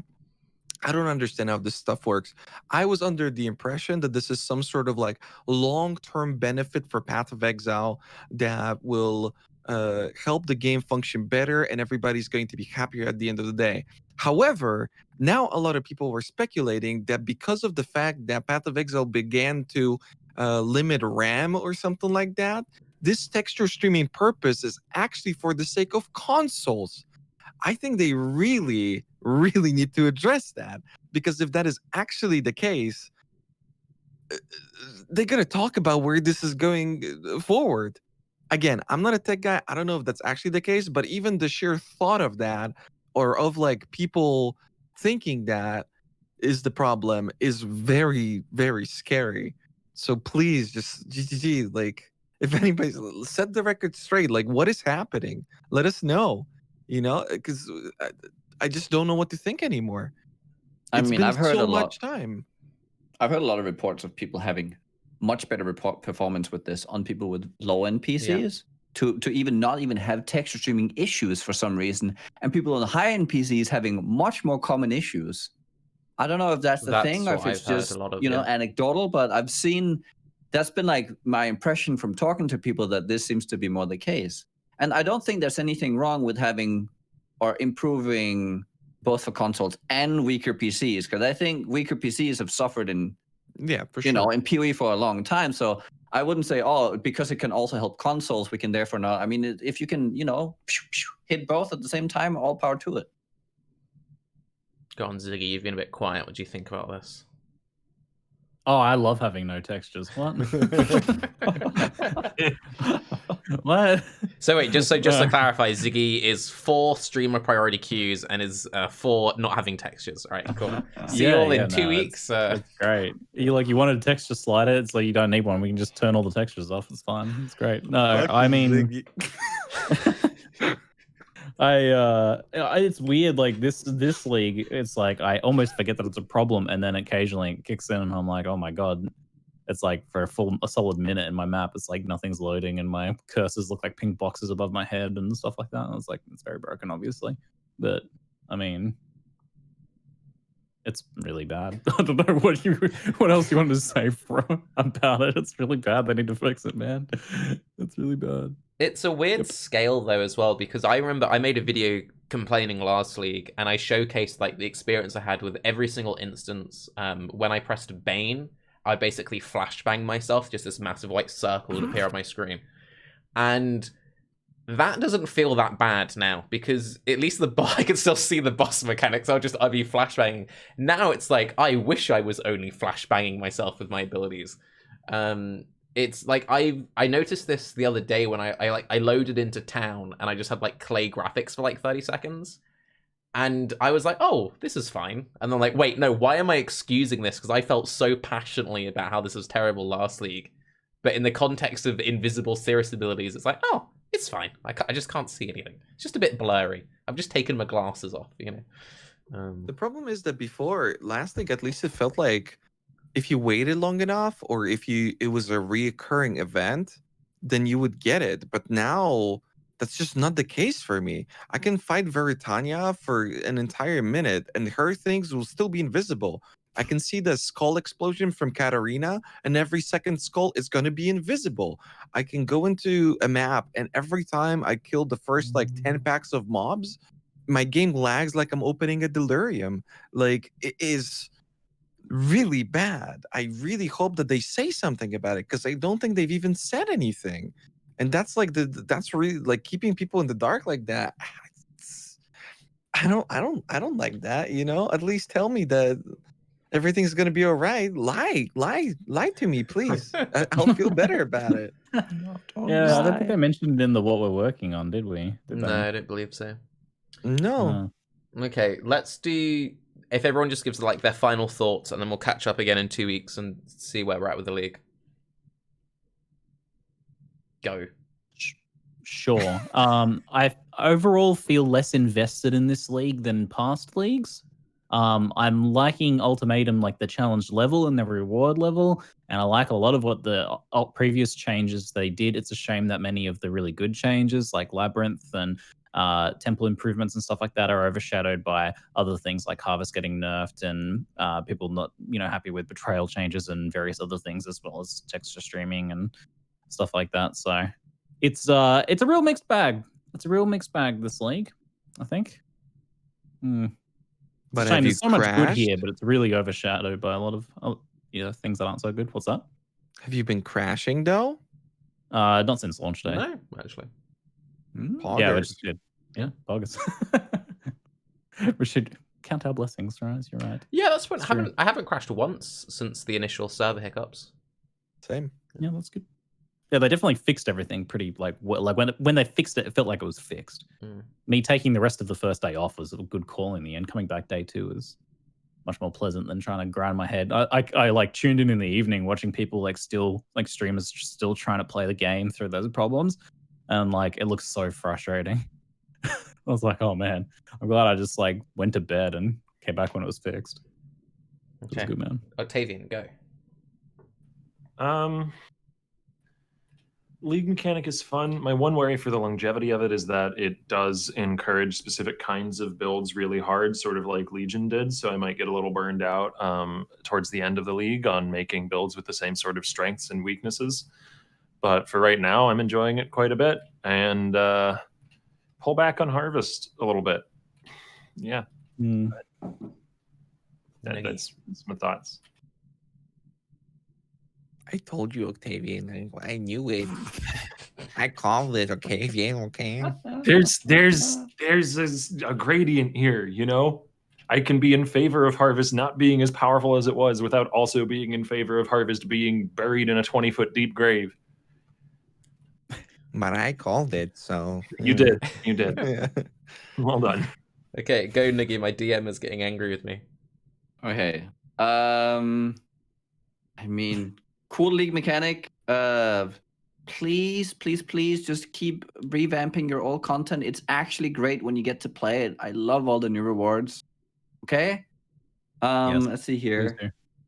Don't lie to us with your manifestos and fix your shit. Thank you. Great. I mean, I'm Keep just up the gonna be talk honest support, there. please. I'm kind of getting a little frustrated. Okay, go on, Raiz. Ultimatum feels like a continuation of Ritual, and I just saw who happens to be that I had a list of like 45 builds that I didn't get to play in Ritual, so I'm having a blast in Ultimatum so far. Fair enough. I really hope that we don't lose the difficulty. I think if GGG is going to hit anything, I could maybe see them nerfing the lower end content giving rewards to stop people from doing stuff like Quarry, and then maybe you could push that up into the higher tier content, since some people are saying like tier 16 isn't rewarding enough. That's one thing I could see them doing. Really hope they don't touch the difficulty at all. And yes, thank you everyone for hanging out. We'll catch up in 2 weeks' time, and hopefully something will have changed, and then we can say whether or not we like those changes. Bogies. Very good. Bye. Bye. Go play D&D, Tarke. Okay, that's it. Who's Right. that? She was like this.